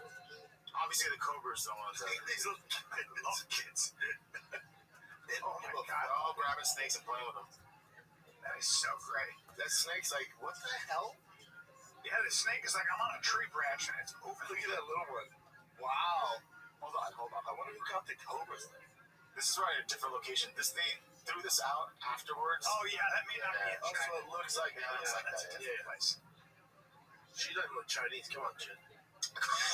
Yeah, She look kind of Chinese. Does she look Chinese, baby? No, she's probably Indonesian and they shouldn't be in that water because they're probably That's very good. saltwater That's very crocodiles in there too. Yeah, that's really good. Get out of there. Let's see what I'll show you. Jesus, take the wheel. I'll just play this. This is City of Boise, and they're doing some sort of LGBTQ. In the Boise, it's a nice place. Boise's great. There's really nothing to this. It's just interesting to watch. Okay, let me see. What's a handsome man? I I'm here at our Hillcrest branch, where on June 13th, we will be holding our second annual Pride. Is he announcing he's in the next slap fight? What's behind bring together community and connect people with resources such as employment resources, housing resources, and more. And it's also a really fun time to just get together, meet people. You'll get things like buttons and stickers. We have totes that we can press our designs onto. And it's just a really fun time to get together and just communicate and just aid with the community. And That is the most bizarre shit I've ever seen in my life. Everything from the background to this person. The whole thing is a train wreck. Yeah, it's really strange. Alrighty.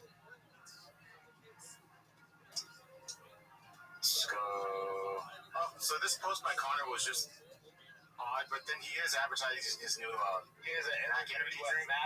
Energy. Oh, that's the Mac Energy. Is that his wife? Yeah, his wife. She looks pretty. She looks different though. She's been through some stuff.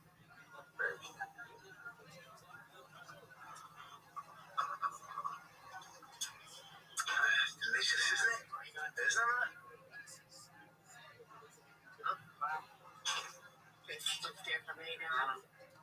Birthdays on it. It's delicious though. Meaty, it's like a tropical. Yeah, it's like a tropical lava, isn't it? Yeah. Mac. God, let me ask something, Brennan. 28 years of age. We'll be back. We'll be back.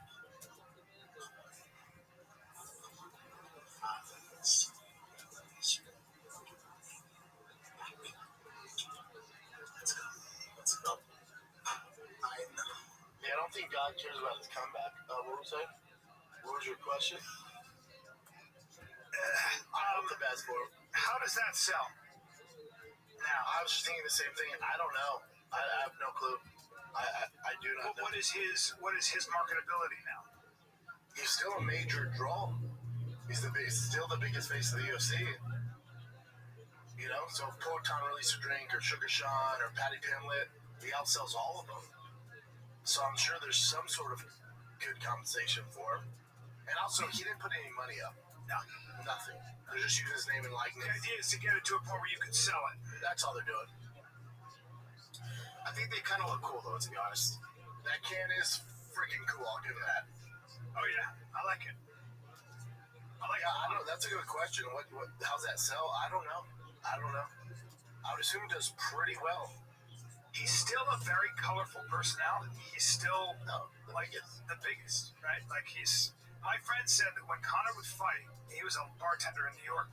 He made New Year's Eve party. Everybody would pile in. So that's around the world, probably. Yeah. I assume it does well. Does it do like Proper 12 shit? No. Proper 12 whiskey? No. But they're looking at sold that though, so he's but I'm saying, does it do the reason that got sold is because Conor McGregor. Right. Does it do that? Probably not, but I'm sure it does decent. When you think of energy drinks, like there's so much competition. Yeah, I don't know. I don't know. He's going for a reason. It's very, very difficult with a can like that, because what you have to do is there's a limited space on distribution on the trucks that actually transport. Yeah, but that's the appeal of Conor McGregor. Like distribution is where you make your money. Yeah. When Conor's attached to it, he's like, yeah, I'll do a signing here, I'll do appearance here. So distribution, that's why they partner. Right. Distribution is not an issue. He can get shelf. That's why Proper 12, like, don't get twisted. Proper 12 is a shit whiskey compared to real whiskeys. But because Conor was behind it, his distribution from the jump was. It probably took Buffalo Trace. It probably took Buffalo Trace 20 years to get the distribution Conor has, so that's why it sold so fast. And people don't realize that distribution is everything, right? It's everything. It's everything because they're good old boys club. They have Jack Daniels. They have all. There's limited space. There's limited space. So you gotta. Where is it when you're walking into the super for distribution for Conor? Now that's the least of his issues.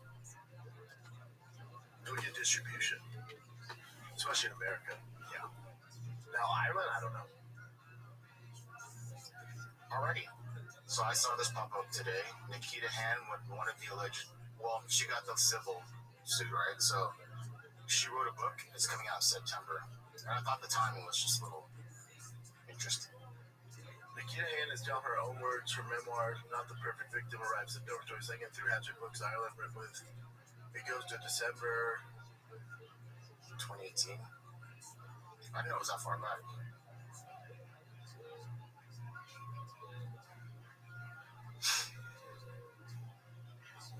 Listen, I'll wait for Luke Thomas to read this and do a recap. I'll be honest, I'm not probably not gonna read the book. But I mean, coming out of the book, you know, like, I don't know. I don't know. Luke had one of the lead journalists from Ireland who was at the trial every day. He did a whole breakdown with him. Go watch that. It's damning evidence, or what do you? Okay, it's tough.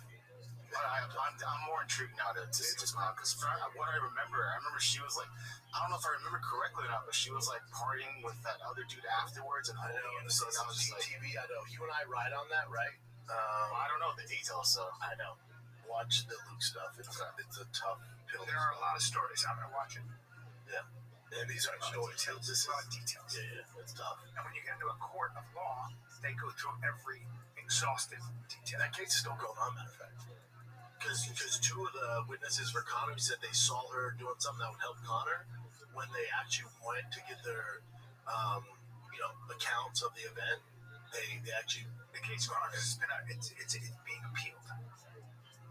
Yeah, but then also they're thinking some of those witnesses lied, and they found that. Yeah, and lied for Connor, not for Nikita. Yeah. As far as what I've heard, I don't know, man. It's all a shit show. okay, let's do this one. So, guy's wife, I guess, took money from their account to go to a Chris Brown show, and then she was one of the women that got brought on stage, and they did, Have you seen the one? Is she the one that gets bent over? Yeah, bro. I mean, she's one of the ones at least, because there's a video of this. Yeah, she's married, but the husband was there, and she goes on stage, and they basically have sex on stage. Yeah, that's probably the husband's kink. I think this is a different one then. Oh no, not Roy's like you. No, he was not happy. You know what I'm saying? No. Hey, you wish. This guy was furious. I would be normal dude. I would be furious if my wife did that on stage.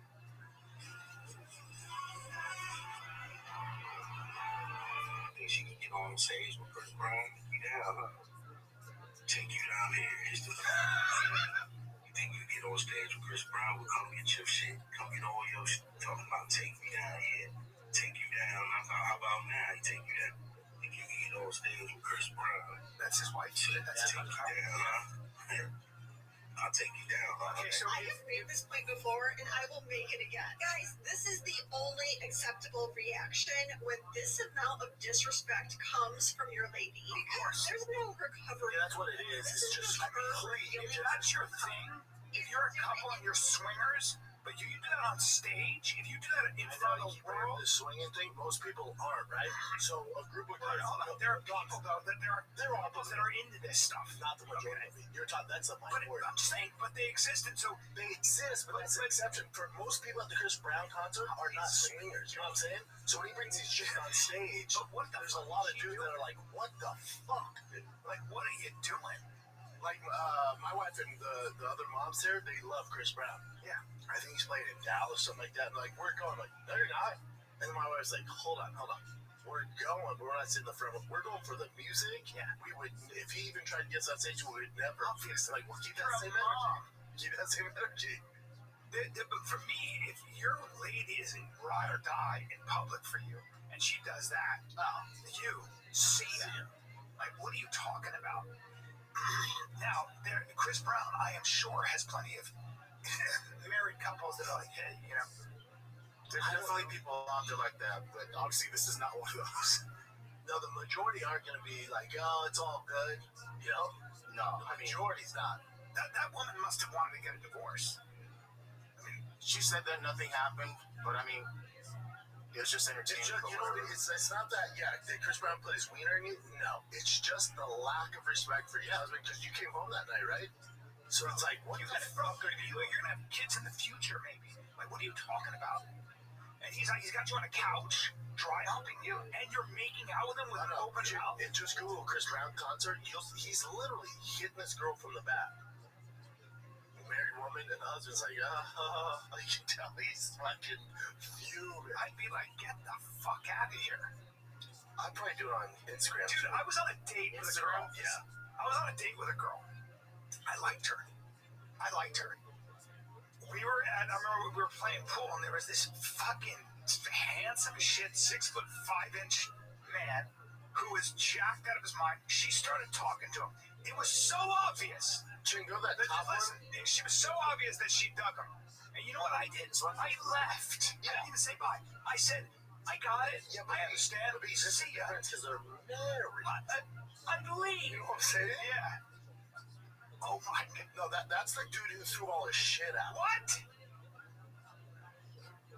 Well, this is boozy badass, but bro. But there's one that when he's hitting a girl from behind, it's like, and he's just looking. Look at him. Don't say demon time. No, that's not it, Jim. That's just the. There's one It's not very Christian. railing a girl from behind. We're gonna have to go to church. Oh, that's the couch too.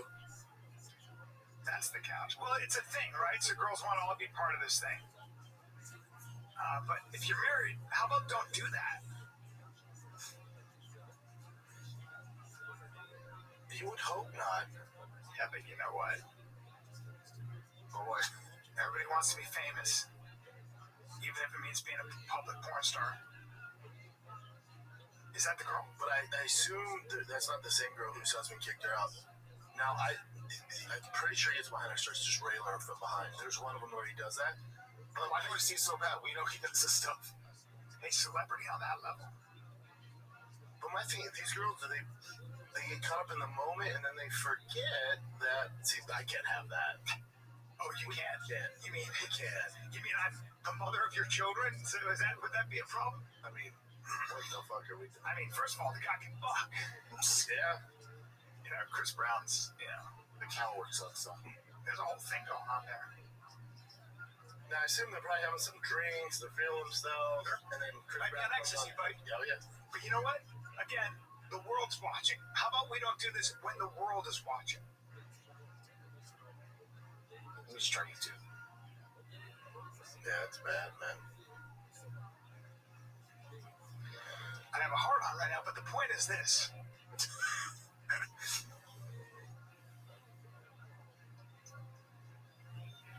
Handsome kid. Roll down to him. Apparently he can play ball. A lot of them are from the front. There's been a lot of the front. Listen, it's choreographed, guys, all right? That's all of that. We can just imagine. Sex meter hits red hot when you go to a Chris Brown concert. The sex meter hits red hot. That's all I'm going to tell you.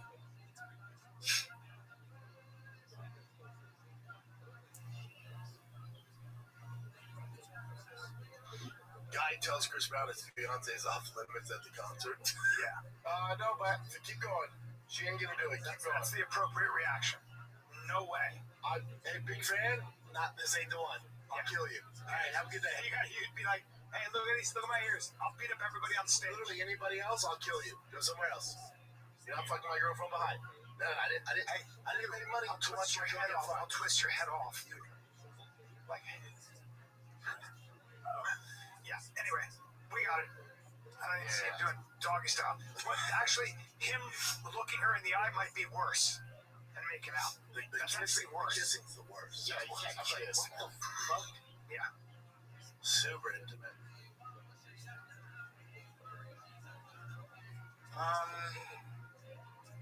Oh, this is another Ray J thing. Dude, Ray J is freaking hilarious. Yeah, he's a troll. He's definitely a troll. But this sounds like a real story, and it's a bit long. Tell me when to It's cut the it guy off. who made Kim Kardashian famous, right? Yeah. Well, yeah. Like third homegirl, right? And this is when I back in the day, because I'm a change man now. What does it mean to say you're on your third homegirl? I was on that night. You know how you just running through smacking something, and then it's just smacking like like going on. three, and then now you're on the third one. Now you So one coming, my sister's like, listen, if you really want to, you know what I'm saying, be intimate and fuck this nigga, then I need you to hop in the shower, get super clean. This was organized. Yeah, once you're done, just have the towel on. When he comes in, just take the towel off and do what you want to do, right? Or what you guys said y'all was going to do. Cool. So I walk in She's out the shower. She takes the towel off. Boom. Pussy, titties, everything. She looked good. I didn't. So I go, okay. It was this chick I was fucking with right before she came in that I really was into, but I was still just trying to put numbers up. You know what I'm saying? And so I did the whole check. You know, I fingered in, and it was different. It was different than the usual test. It felt like a decatheter. What is it called? The thing they put the in here, so you don't get pregnant or whatever. But you can feel it. Like it's like you can feel it. Like that thing like for that you. I know exactly what you're talking about. Right. So I've fucked a couple girls like that in the past. You make the condom. The IUD? Yes. That's very sharp. So I'm thinking she got the IUD in here. So I'm like, I don't really want to go IUD tonight, right? So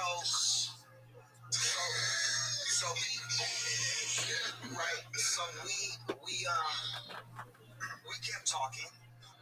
I didn't move forward on smashing. I did suck her teeth, and I admit that. You sucked one titty. Definitely got the two. Come on now. Check this out. They were, to me, at the time, they were real titties because they were saggy. Okay. It was like super saggy, so I'm like, okay, cool. She got natural titties, which I love saggy titties, right? Because they can feel it when you suck them on. Yeah. So, long story short, this is high culture. It's high culture. I put my finger in. I decided to just not go there, right? And we was just friends. She was somebody stylist, real popular person stylist. So, boom. Later, the homie bangs on my door because I guess he start fucking her. He was like, bro, that bitch we was fucking with, bro. She's a man.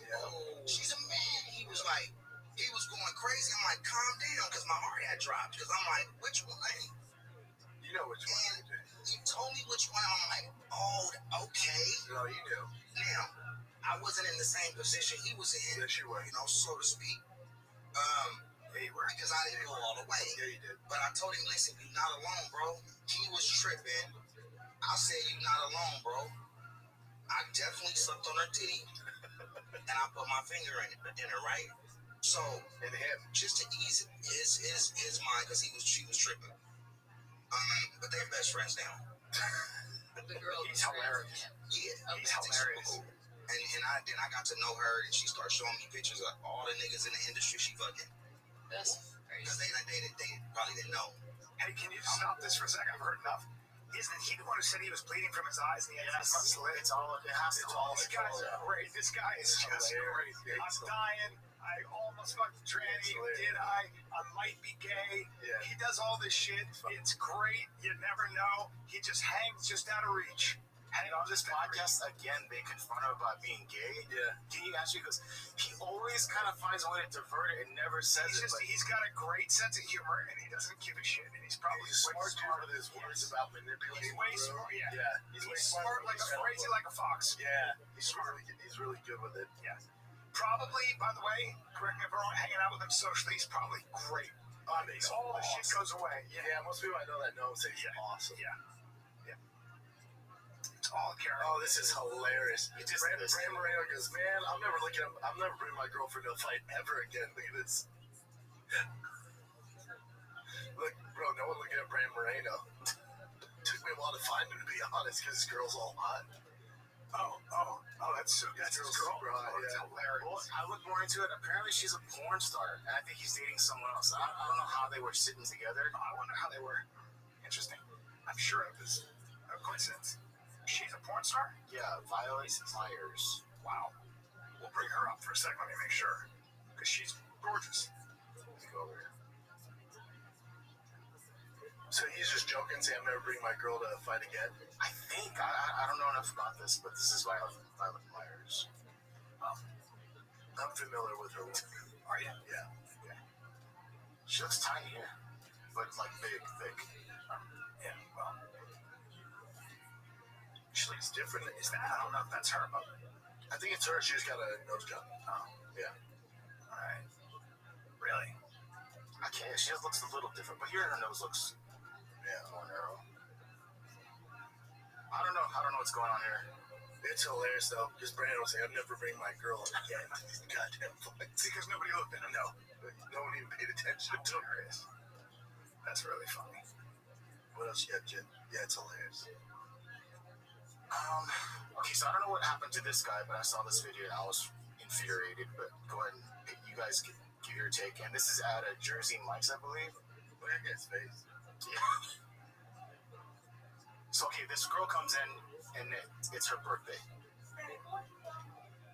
Yeah, who you talking to? Yeah, I bet you won't say nothing now.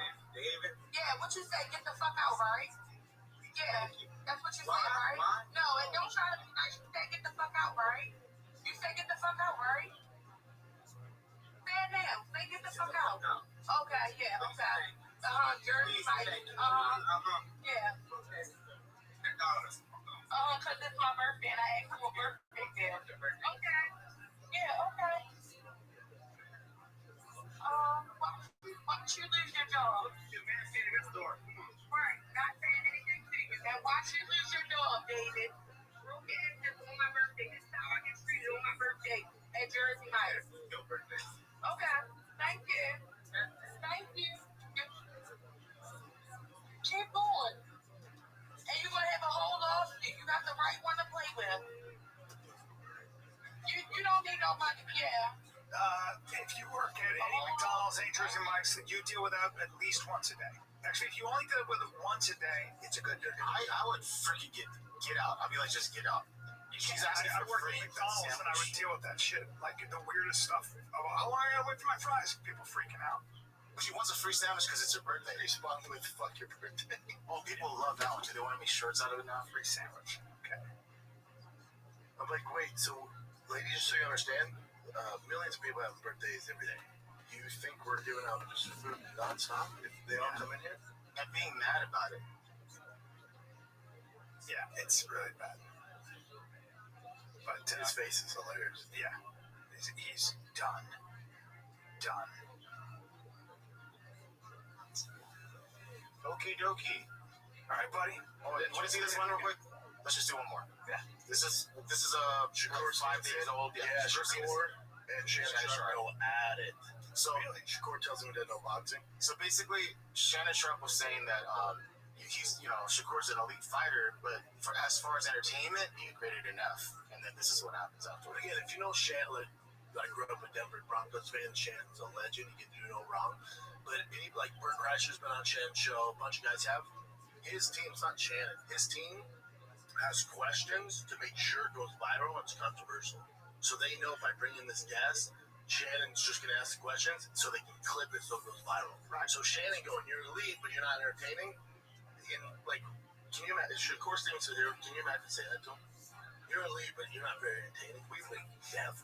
But for Shannon, this is what he does. The positive news.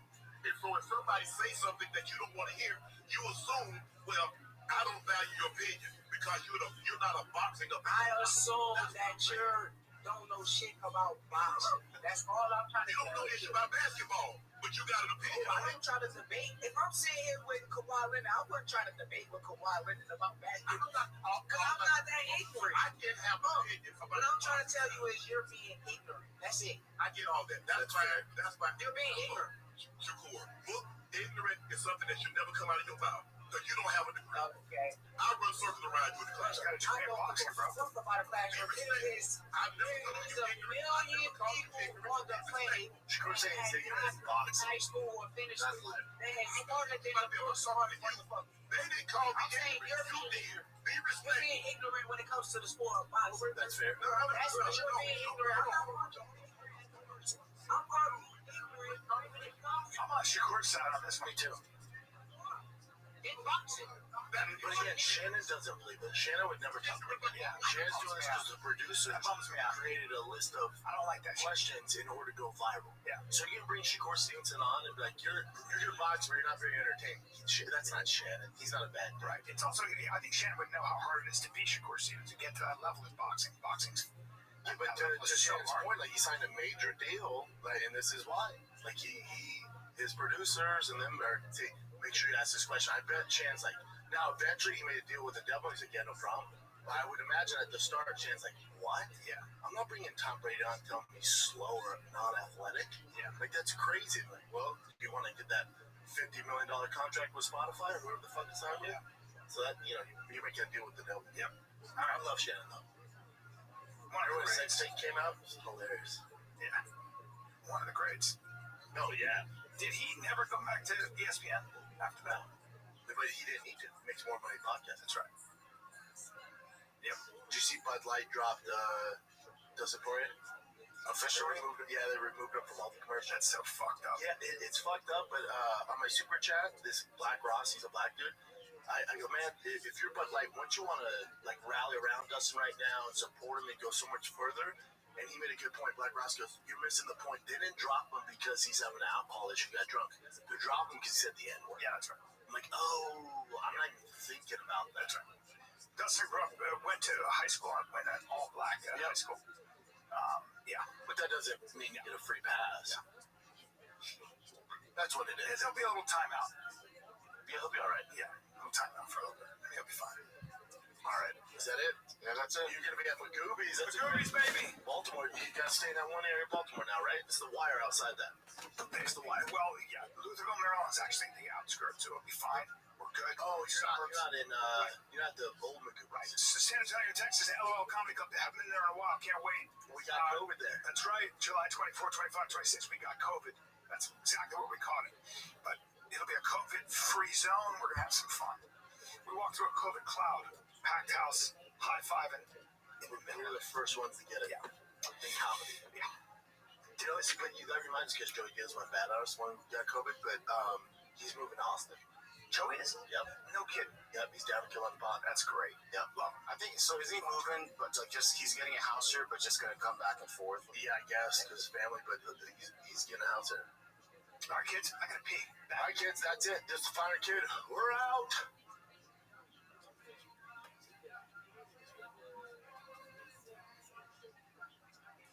Let's see, so that's elevator, different elegant string. This says no one knows for sure elevate, different elegant sign, but this is a Missile. 3716. Creation of the world, birth of Adam and Eve. 36, 31, 136, 135, 26, 235, Enos, Son of Seth is born. 34, 36, 325, King and Son of Enosh is born. 33, 66, 395, Mahala, Son of King is born. 33, 01, 460, Yared, Son of Mahala is born. 31, 39, Khanuk, Son of Yared is born. 37, 4, 687, Methuselah, Son of Khanuk was born. 28, 87, 875, 102, Son of Methuselah was born. 28, 31, 930, Adam died. 27, 05, 1056, Noah, Son of Noah 2 was born. 22, 25, 15, 36, Noah, began construction of life. 22, 05, 15, 56, Jacob, son of Noah, was born. I've been doing this bitch for 202 days. 125 days of Jesus. Athletics, son.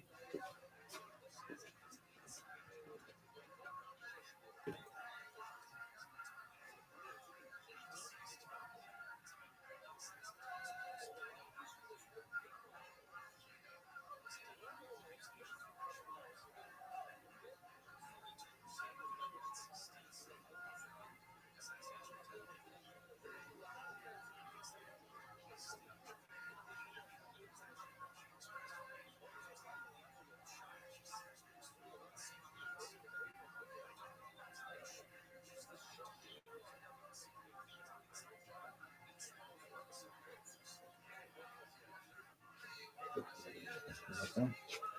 Sure, it's all okay. So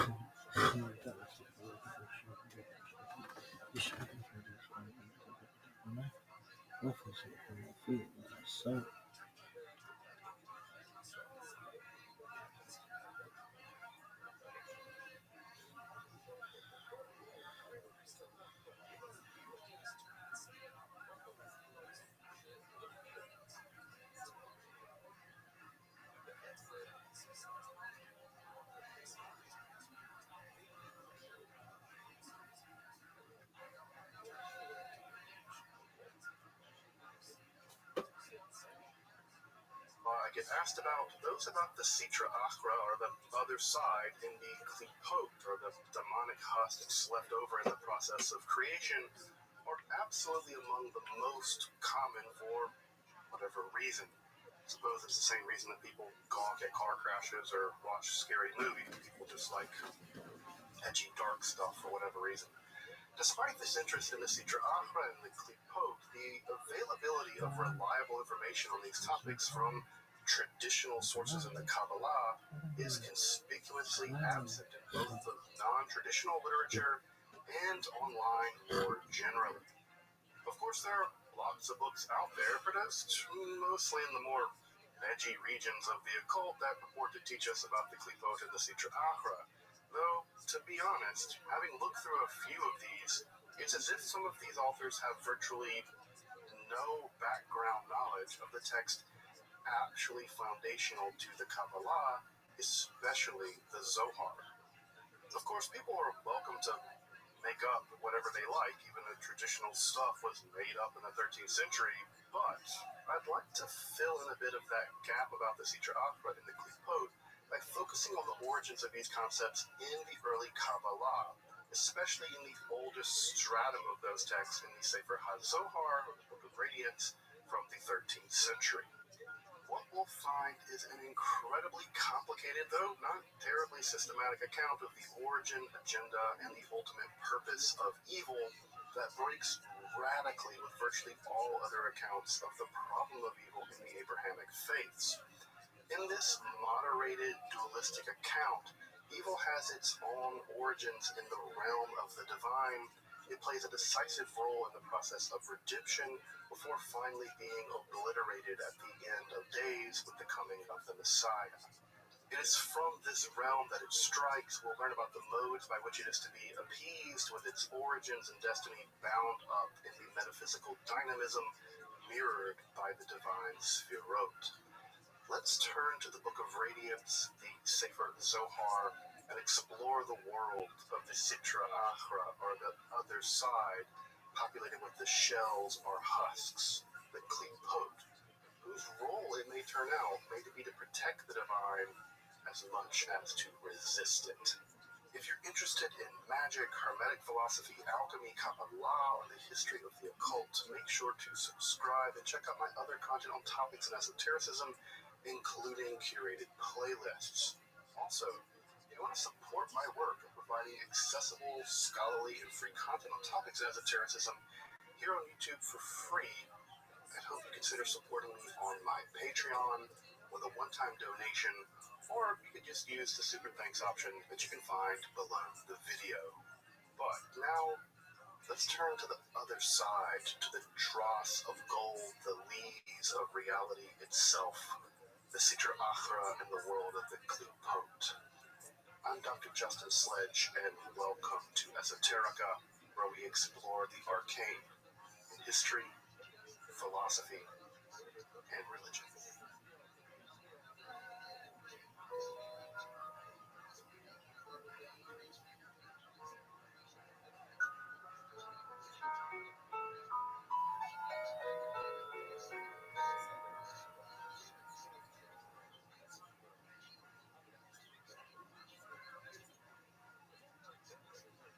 It probably goes without saying that the problem of evil, how divine goodness could allow, much less produce, demonic evil, has haunted religious beliefs since there have been such beliefs.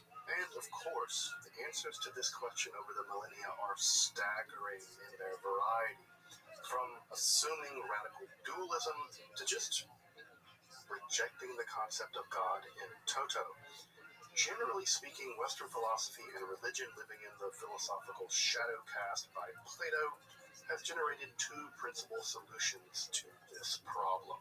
The first is some form of dualism, that good and evil are ontologically distinct with their own metaphysical independence, though often locked in some kind of struggle that eventually has good winning out, at least in the end. The other position asserts that only divine goodness truly can be said to exist, with evil being a kind of lack. This is the evil as privation theory. This latter theory, evil as privation, has mostly carried the day among Orthodox Abrahamic theologians and philosophers, including Judaism, up until around the 13th century and the rise of the Kabbalah. Around this time, early speculative Kabbalists, especially those in Girona and Castile in Spain, began to locate the origins of evil within the process of divine emanation itself, specifically in the moment of emanation associated with divine judgment, or the sphera of Gevura, or Deen, judgment. Here, Kabbalists like Isaac the Blind, or better, I think, Sagi Nahor, Aramaic for the one full of light. He was born blind, but he could see light that us normals can't see. He argued that evil was simply the quality of divine judgment inflamed by human misdeeds, such that beyond a certain point of moral failure, divine wrath, unchecked by divine mercy, would lash out among us sinners. In this theory, evil was that very lashing out, akin to a kind of divine loss of temper, maybe a temper tantrum, though here evil is still highly, even mechanically moderated, and certainly has no ontological independence. It's simply the excess of divine judgment as pure wrath that can be said to be evil at all. This position would be taken up and dramatically deepened by the Coen brothers of Castile, as opposed to the Coen brothers of the Big Lebowski.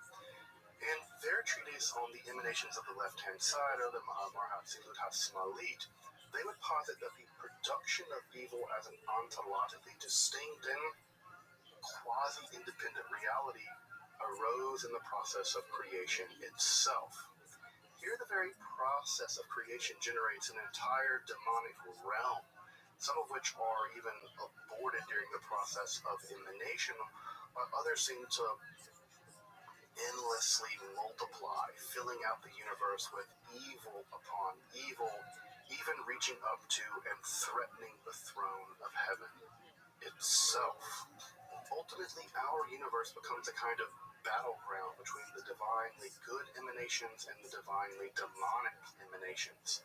That battle only being settled at the very end of time with the final coming of the Messiah. Now, this text is fabulously Baroque, and while I've done an entire episode on it, check it out in the card above, there's just no substitute for you reading it for yourself. Even my own episode barely scratches the surface of how weird and wonderful this text is. It's perhaps one of the most daring mythological texts in all of Jewish theology. And while many of the details are idiosyncratic to that text, the core idea of the origins of evil are to be found in the process of divine emanation and creation itself, and that process created a quasi-independent demonic mirror image of the divine world, are taken directly up into the most fundamental text of the Kabbalah, the Sefer HaZohar, or the Book of Radiance. The Zohar, or as you probably know, is a late 13th century Jewish mystical anthology primarily concerned with esoteric exegesis of scripture in the interest of developing and expounding upon a tenfold system of divine emanation known as the Sfirot. Of course, it's the foundation of the Kabbalah, and in many ways has gone on to scriptural status in Judaism, along with the Talmudic literature and, of course, the Bible. It's also had a decisive impact on the development of Western esotericism more generally. In fact, one might even say that there is no Western esotericism without the Zohar. Now, I've said anthology here because the Zohar is actually made up of various layers and genres of mystical literature, and rarely proceeds in a systematic form. You're not going to open the Zohar to, say, chapter 8 and get something like the origins of nature of evil. Rather, discussions on this topic, and really every topic in the Zohar are spread through the massive region of Zoharic literature, making even gathering them together really challenging. Further, the circle composing the Zohar are just as much interested in speculation, theosophical experimentation, and following often perplexing logic to its end, rather than presenting anything like a systematic theology like that was being produced by folks like Thomas Aquinas over there in Paris around the same time, actually. So what we'll see in our discussion on the origin, nature, function, and destiny of evil in the Zohar are multiple layers and accounts, is that many of the narratives don't exactly make logical sense together, but for which there is a kind of thematic harmony, especially in terms of the soteriology or the theory of redemption to be found in the Zohar.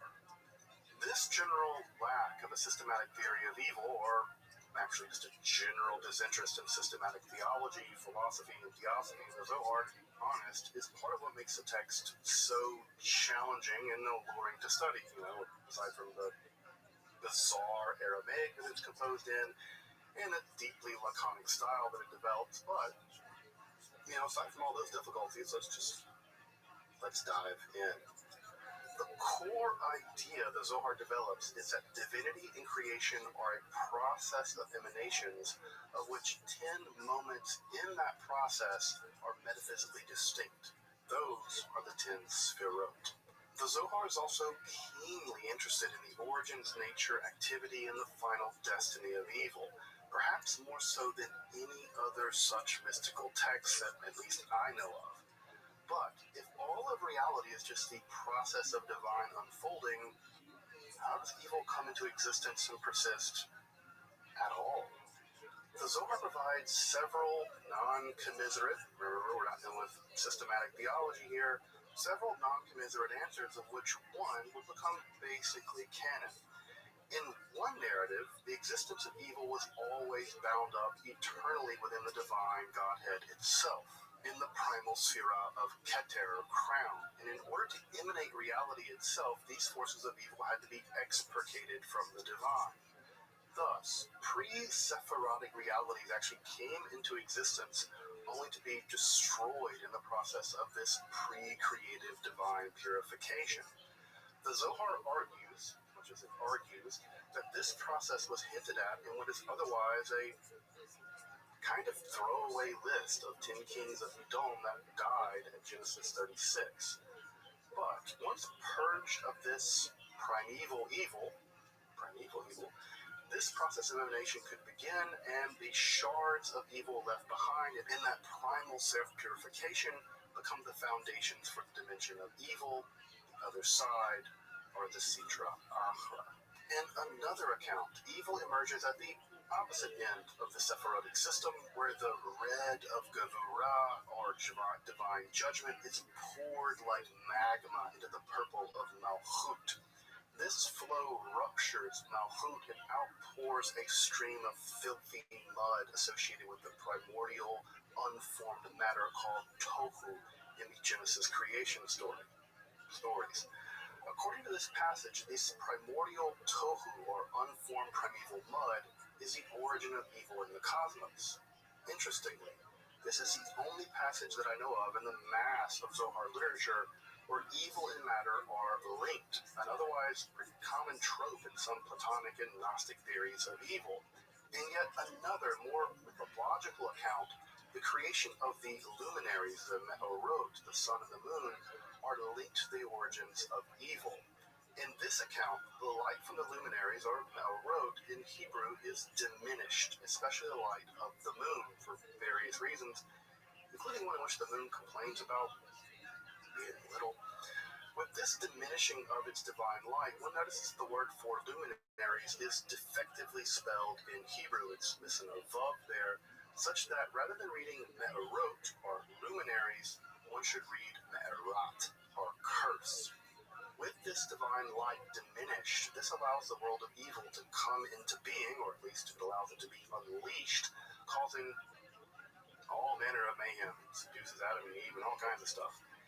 In yet another account, there is a specific Sitra Achra for the Sphira of Chokhmah, or wisdom, where 10 perverse forms of Chokhmah are generated in the form of sorcery, 9 of which are sent over to Egypt, and the last of these evil sorcery Chokhmot are actually distributed to the rest of the world. While interesting, these various accounts of the origins of evil are actually secondary in the Kabbalah to the more standard account found most often in the Zohar. Here, evil emerges from the Sphira of Gevurah, or Din, strict judgment, unchecked by divine mercy, or Chesed. But rather than being merely a punishment mechanism whereby human foibles inflame it, like we found in Sakinahor, the forces of severe judgment actually produce a kind of parallel, alternatively demonic mirror-imaged version of the Sephirotic system itself. This demonic realm is referred to sometimes as Reshut Achara, the other dominion, but most commonly simply as Sitra Achra, the other side. This demonic mirror image of the divine Sephiroth system is most systematically detailed at Zohar Volume 2, 242b to 244b, where it emerges from a smoky darkness beyond all blackness called Katzbiel, the very shadow of death, which expands into pillars of darkness between the inverse of divine beauty, Tiferet, and sovereignty, Malchut, as the demonic couple, Samael and Lilith. This demonic male-female polarity generates a series of lower crowns, or breaths. Unlike the divine breath, Ruach, which gives life, this is the breath of worthlessness, a pun on the dual sense in Hebrew of the word Hevel, to be found in the book of Ecclesiastes. All of which are arranged in a series of anti-Sephirotic knots, or Kishra, Kishrin. These knots, or Kishrin, form the inverse divine body, and given that they all fundamentally emerge from furious judgment, they're all various species of anger, rage, wrath, hatred, as informed by the Samael-Lilith polarity, here again an inverse of the Tiferet-Malchut polarity. The discussion of these anti-Sephirotic knots is extremely convoluted, and attempting to create an exact Sitra Achra configuration corresponding to the traditional Sephirotic configuration proves honestly really challenging, and there have been debates about how exactly these correspondences work that have raged for centuries now. Regardless, it's really here in the Zohar that the world of evil, the Sitra Achra, which emerges from Din Gevurah, truly takes on something of its own life. But what does it do? The primary agenda of the Sitra Achra and its demonic population is to feed upon the divine emanations to maintain its existence, first and foremost. Then further it feeds on human beings, giving into their own evil inclinations, or the Yetzer Hara, in order to fully escape their realm and lead an attack on the Shekhinah, or the divine feminine presence, in the hopes of ultimately destabilizing the entire Sephirotic system.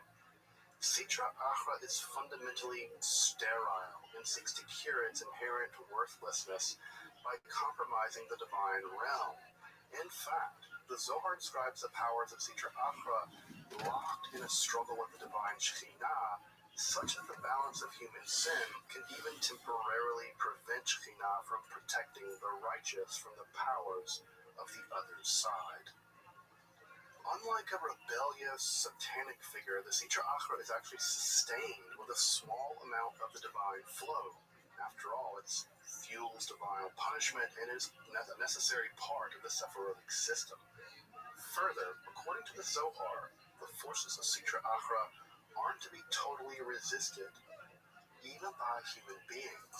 In fact, there are two parallel concepts in the Zohar about the proper interaction with the Sitra Achra that humans should, in fact, have. We are actually commanded to interact with Sitra Achra. The first is that some aspect of many divine commandments are actually there to appease the other side. This is the idea of throwing the dog a bone, and that's in fact just how the Zohar has it. Thus, some aspects of the sacrifices make their way to Sitra Achra. It is given the non-Shabbat days of the week, the power over the non-Israelite nations. Even the hair poking out of the tefillin is for Sitra Achra. The goat Azazel is a kind of appeasement for Sitra Achra. Even human sleep, which the Talmud reminds us is 1/60th of death, is a boon given over to Sitra Achra. Even told that by not appeasing Sitra Achra, this actually inflames its rage all the more and works, in fact, to further delay divine redemption. Job, who the Zohar has it is in the court of Pharaoh, like Moses' Pharaoh, was overly righteous and did not appease Sitra Achra, thus delayed the ability of the Israelites to come to know their God. Thus, while Sitra Achra is evil, it's still part of the divine plan of creation and redemption, and thus must have its own share. Further, Sitra Achra functions as both the test of the righteous, but also the means of punishment for giving in to the Yetzer Hara, or the evil inclination. To be fully righteous, as Zohar has it, is only possible if one descends fully into the realm of the Sitra Achra. With all of its temptations, one must resist them and emerge pure. Thus, when the patriarchs in the Bible are said to go down to Egypt, they're really descending, according to the Zohar, into the depths of evil, some of whom fail and become breeding grounds for further demonic powers, like Adam. He spent like 133 years breeding demons by fornicating with them. The idea of descending into the depths of Sitra Achra would prove decisive on later theories of salvation and was deeply perverted in the Neo-Shabbatian movement. Of course, given that the Sitra Achra is constructed of rage and anger and hatred, it's unsurprising that it's from the inner recesses of this region that divine wrath is forged and unleashed upon the sinful world as well. Even the angel of death, thought in the Zohar to be a combination of both the demons Samael and Lilith combined into one entity, are set about their task in the service of divine justice and redemption. They're not opponents of God, they're actually part of the divine plan itself. In some extended discussions, the Zohar prefers to describe the Sitra Achra in more mythological, even Lovecraftian rather than theosophical terms. To be honest, these sections are among the most difficult and perplexing in the entire Zohar. At Zohar volume 234a to 35b, the text describes a primordial period before the creation where great sea monsters lived in the infinitely black abyss. To create, the divine destroyed one of these sea monsters, Leviathan. His body becomes food for the righteous in the world to come, by the way. But another male monster continued to dwell in the abyss. When the divine light was created, just enough of it could reach down into the murky depths to feed this monster, but not enough to penetrate the gloom cast by his shadow. And into this shadow, feeding off of the divine light, the monster was able to escape into the vast primeval rivers and channels, filling them with his power. These channels in the dark become the world of the inverted Sphirot, the Sitra Achra, in which fish demons called Lilut, a kind of false plural of the demoness Lilith, are created and flourish. From this primeval snake monster come all similar such beings, such as the one that seduced Adam and Eve. While never becoming a dominant narrative in the Kabbalah, the struggle with the primeval snake certainly evokes very ancient Mediterranean mythologies. I should also say that while these mythological sections never really take precedent over the more dominant speculative theosophical material, they did have a substantial impact on the development of Shabbatian theology.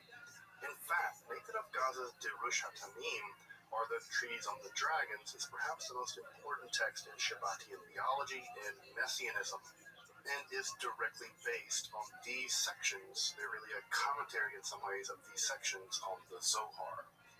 Now, as you may have noticed, I've not gone through and enumerated the name and nature of the inverted world of the Sitra Achra and its anti-Sephirot, or the knots. The reason for that is the Zohar never really does so either. Now, I've seen lists of these negative Sphirot or Klipot, or on the Klipot in a moment. Don't worry, I'm getting there.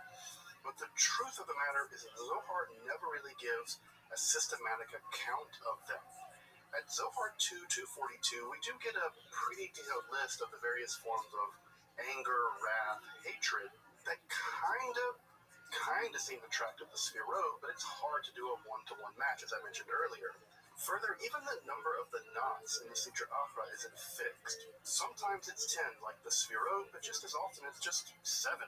There are no mirrors, for instance, for the 3 supernal Sphirot of Keter, Chokhmah, and Binah, which actually makes a good deal of sense given the emanatory logic of the Zohar more generally, and the traditions it's inheriting from the trees on the left-hand side. At Zohar 1:146, there is an enumeration of the 7 lower breaths, or vanities, which kind of seem like the structure of the Sitra Achra. In another place, there are only 4 husks, or shells, the infamous klipot, as we'll see in a moment. But in the later 14th century Raya Mehemna literature, or the faithful shepherd stratum of the Zohar, there is already some attempts to systematize these knots, or kishrin, or husks, the klipot. In that later layer of literature, which is incorporated into the main body of the Zohar, we do have mashchit, or destroyer, as a counterpart of chesed, af, or anger, for gevurah, chema, or wrath, for tiferet. Another section of Raya Mehemna enumerates avon, or inequity, tohu, or formlessness, bohu, or void, aish, or fire, and tehom, the primordial deep. But it isn't clear at all in the text which Sphirot these are meant to correspond to, if they do at all. Further, this discussion also brings us to the specific matter of the shells, or the husks, the klipot, which do factor into this discussion, but at this early juncture in the development of the Kabbalah, it isn't actually really clear how. In fact, Raya Mehemna inaugurated the period of systematizing commentaries on the Zohar that continued to be written into the contemporary period. And as we'll see, the theory of the klipot and the Sitra Achra, the Sphirot, are not at all worked out systematically in the Zohar. But to understand this earliest conception of the shells, or the husks, in klipot, it's important to understand that the Zohar typically imagines the Sphirot as nested one inside the other, rather than in the more typical Eitz Chaim, or Tree of Life configuration that I'm sure all of you have seen. In fact, the Zohar tells us that each layer is a husk, or a klipah, and a kernel for the shell above it, nested a bit like Russian dolls. Now, recall way back toward the beginning of the episode where I was enumerating a few of the origin stories for the Sitra Achra? Remember the one in which evil actually existed eternally within the realm of Keter, the very first Sphira, only to be initially shed in the pre-creations, which were destroyed before the process of emanation properly began. Those shards of evil that originated within Keter were thrown off in the process of these pre-creations, but remained in the primordial deep of the Tehom. We pick back up with that narrative at Zohar 2:203a, where on the 6th day of creation, Shekhinah is ascending on the first Shabbat to be reunited with her lover, Tiferet. But during her journey to her lover, she's ambushed by these primordial husks, the klipot, who seem to trap her and steal her divine energy. Perhaps they even seek to ascend back into the realm of Keter, where they were originally expelled. In a rather extraordinary passage in the Zohar, almost unique in the literature, we learn how the klipot themselves manifest as a series of 4 expanding fires, or various colors. Their names derive from Ezekiel 1:4. The outermost and most dangerous klipah of the 4 is Ruach Sa'ara, or stormy wind, followed by Anan Gadol, or the great cloud, then Eish Mitlachachet, or the flaming fire, the flashing fire, then finally the one nearest to the divine light, Nogah, or brightness. This final klipah, Nogah, is close enough to the divine light not to be wholly disdained. In fact, this final klipah is a kind of admixture of good and evil, such that it surrounds and protects the Holy Shekhinah from the forces of the Sitra Achra more generally. Here again, we find the idea of appeasing the Sitra Achra, with the divine feminine providing some kind of nourishment to the klipah of Nogah, but at the same time resisting the other forces of evil. Now, this original 4-fold system of the klipot in the Zohar will become attached to foreign nations. Some of the knots of the Sitra Achra, especially Tohu and Bohu, formlessness, and void, respectively, and even the relationship of the Sphirot to one another. In fact, there's even a brief mention in the Zohar where it appears that the klipa, or the husk, is actually taken from Sitra Achra from each of the Sphirot as kernels, only to be cast aside in the process of divination, giving a kind of primeval, ontological priority to the Klipot themselves. They seem to come first in a weird way.